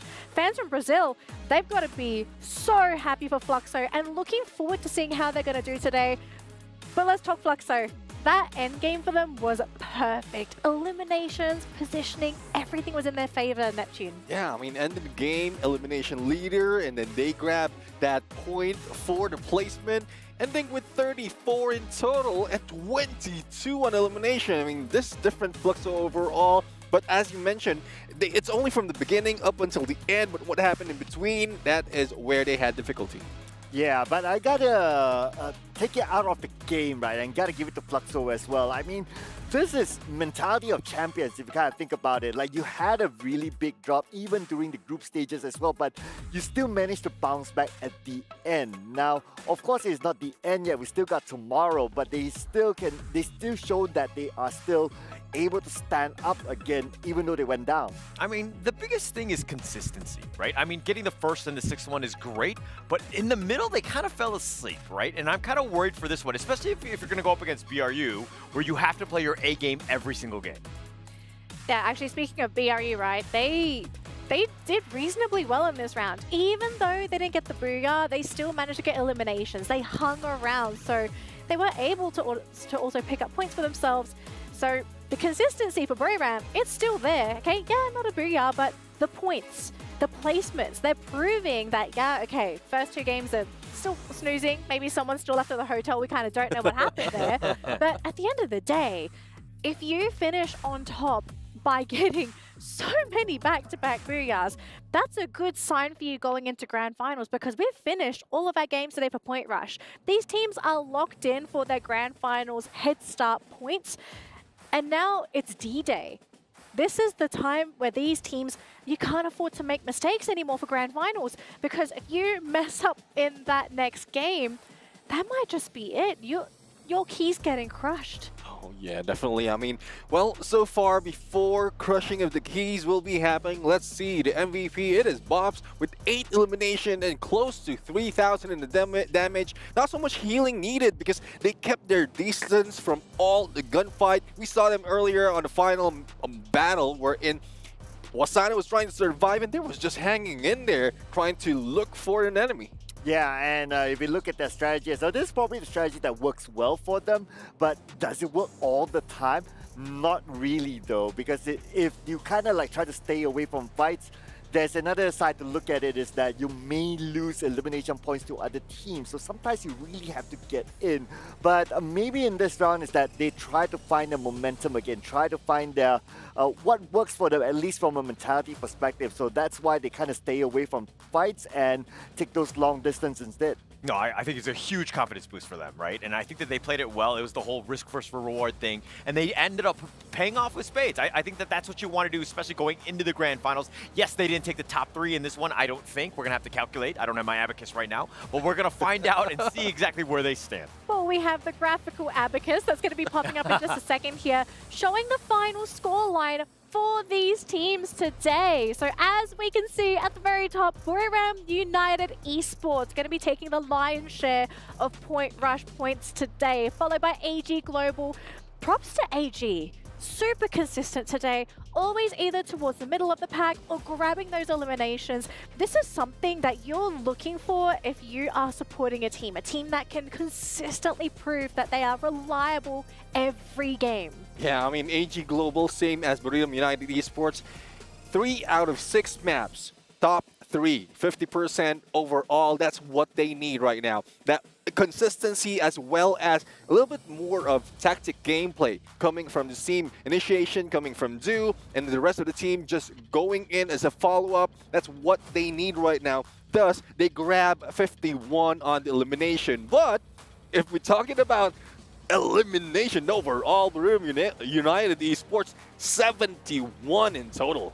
Yeah, that is a big number there. But on the other end, though, I want to point it out loud. Yeah, unfortunately, they are on the other end, and there were a lot of expectation for Laos, considering that they did really, really well during the group stages. But at this stage, unfortunately, it totally didn't work out for them. I mean, they lost a lot of their early fights. Where they run into a team, they lost fights. It's all about just losing fights for Laos. So, should we be too concerned? Maybe, maybe not, because the points might not be that big, but still, every point might matter. Yeah, I want to actually kind of go on a little bit deeper on that one, because Loud actually in the group stage, they had 133 eliminations in 12 games. That's 11 kills a game, right? They ended up with what, 22 over 6 games? This is a really bad day for Loud. Really bad day, and I guess we have to also factor into consideration that previously in those previous groups, certain matchups were not possible.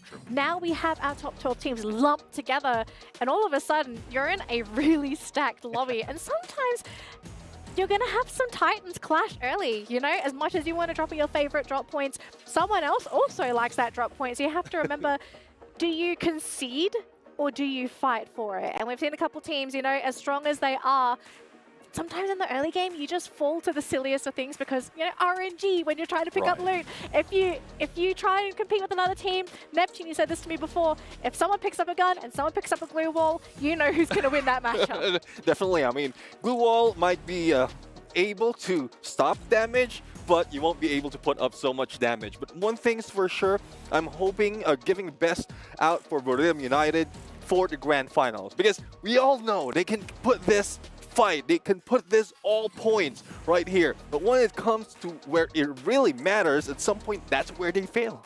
Just putting out another theory, maybe because they're number 1, so a lot of these teams, they already kind of studied Loud, so kind of blocked Loud out from getting more points. Yeah, maybe they're trying to get that target off their back, you know, just sort of cool it down a little bit, maybe not have those points. We'll have to find out later today, but we are going to have a quick interview with Bop, so let's see what he has to say after that victory. Hey everyone, welcome to our interview show after the match. Right next to me is Fluxo Bobs. Bobs, can you say hello to the audience, please? Você pode dizer oi para a audiência, por favor? E aí, rapaziada, tranquilo? Como vocês estão? E aí? Hi guys, how are you? A very warm greeting. So, congratulations on your first Booyah. During our 6 matches today, how would you rate your team performance? Parabéns pela sua boia hoje. Durante os nossos 6 jogos hoje, como você classificaria a performance do time de vocês? Foi uma performance ali razoável, fechamos 2 buias, mas não jogamos tão bem como deveríamos, mas amanhã é a final, todo mundo está confiante e empolgado para a final, concentrado apenas para amanhã. It was a reasonable one. It was only 2 buyas. We still concentrated for tomorrow. For me, 2 booyah is very good enough. So did you have fun today and experience many new things in the game as well? Para mim, 2 buias é bastante. Vocês também se divertiram? Tiveram uma boa experiência no jogo? Com certeza, tá todo mundo alegre, feliz, o buia dá uma alegria imensa também, então é isso, tá todo mundo feliz. Sure, everyone is happy, everyone is excited. Booyah makes everyone happy. That's good to hear. Have you prepared any tactics that you want to show to other teams in the grand finals tomorrow? Você preparou alguma tática que você quer mostrar para algum time para a grande final amanhã? Tática sempre tem, mas provavelmente nós vamos manter o que nós fizemos. Tá dando certo, entre aspas, mas na final vai dar certo, pode confiar. We always have tactics. We're going to keep doing what we're doing, and we're going to keep it for tomorrow. Amazing. Last word, anything you want to say to the viewers and the Fluxo fans? Alguma coisa que você quer dizer para os fãs de Fluxo e Veros? Para todo mundo tá aí acompanhando, tá acordando cedo aí no Brasil, muito obrigado pela torcida e é nóis, segue o fluxo, vapo. For everyone who's seeing us waking up early in Brazil, that's it, we're there. Follow Fluxo. That's really great. Congratulations again on your very second booyah. Now, let's head back to the studio, everyone. Thank you, Yunsul. I heard some very motivated fans there from Fluxo during the interview. But great news for Fluxo. Team's feeling really good, especially getting that final booyah, but it's not over for Fluxo or any team because we are literally setting up for this grand final. That's going to be kicking off tomorrow. Everything on the line. 12 teams are going to be cut down to 1 because only one of them will be able to hold that trophy and be crowned the champion here at the Esports World Cup. This is going to be our schedule for today. As per usual, no big changes, same order of maps, but the big question mark there, what is going to be that random map? We won't know up until that game starts tomorrow. But gentlemen, we've had an explosive day today. Storylines are being made and set up for that grand final day. Any final thoughts before we end the show for today? Well, again, I'll repeat what I said about Buriram United. Hopefully they can hear me. Hopefully they can finish this tournament well, because they've done that in knockout stage, they've done that in the qualifiers, and this is their chance to break that curse. I mean, a lot of hype for Buriram, I understand, but let's not forget as well what the casters did mention about Falcons. I mean, they have the home ground support, the fans are cheering for them, and maybe tomorrow will be the day they prove it back to the fans. Yeah, and it looks like Fluxo has actually heard the fans, the Brazilian fans, about how they really need to step up. They did so. Now the Brazilian fans need to get on the other 3 Brazilian teams to kind of pick them up because they're going to really need your support tomorrow. I think a lot of teams are going to want your support. So if there's anyone that you're supporting, let them know. Show it on their social media. Send them messages because this is the final moments that you're going to have left before we do end this entire tournament, the entire show, the grand finale. But to everyone that is watching, thank you all so much. It is day 4, second last day here at the Esports World Cup. Come back tomorrow, exact same time, and find out with us who will be our champion here for the Free Fire Esports World Cup 2024. My name is Dana Lee, my analyst here. We have Neptune, SoCloud, and Hauler. We're all signing off. See you all tomorrow.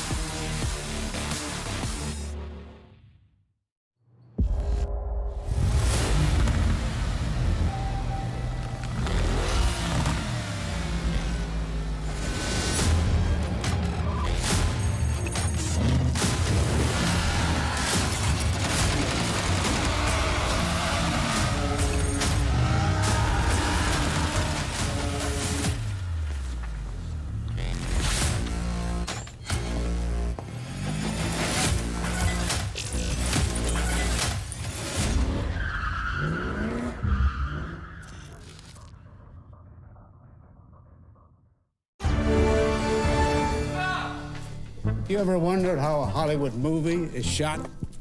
On a Sony. You review it on a Sony. And how do you make that sound epic? You record it on a Sony. Lunch break on a Sony. So why wouldn't you watch it on a Bravia by Sony?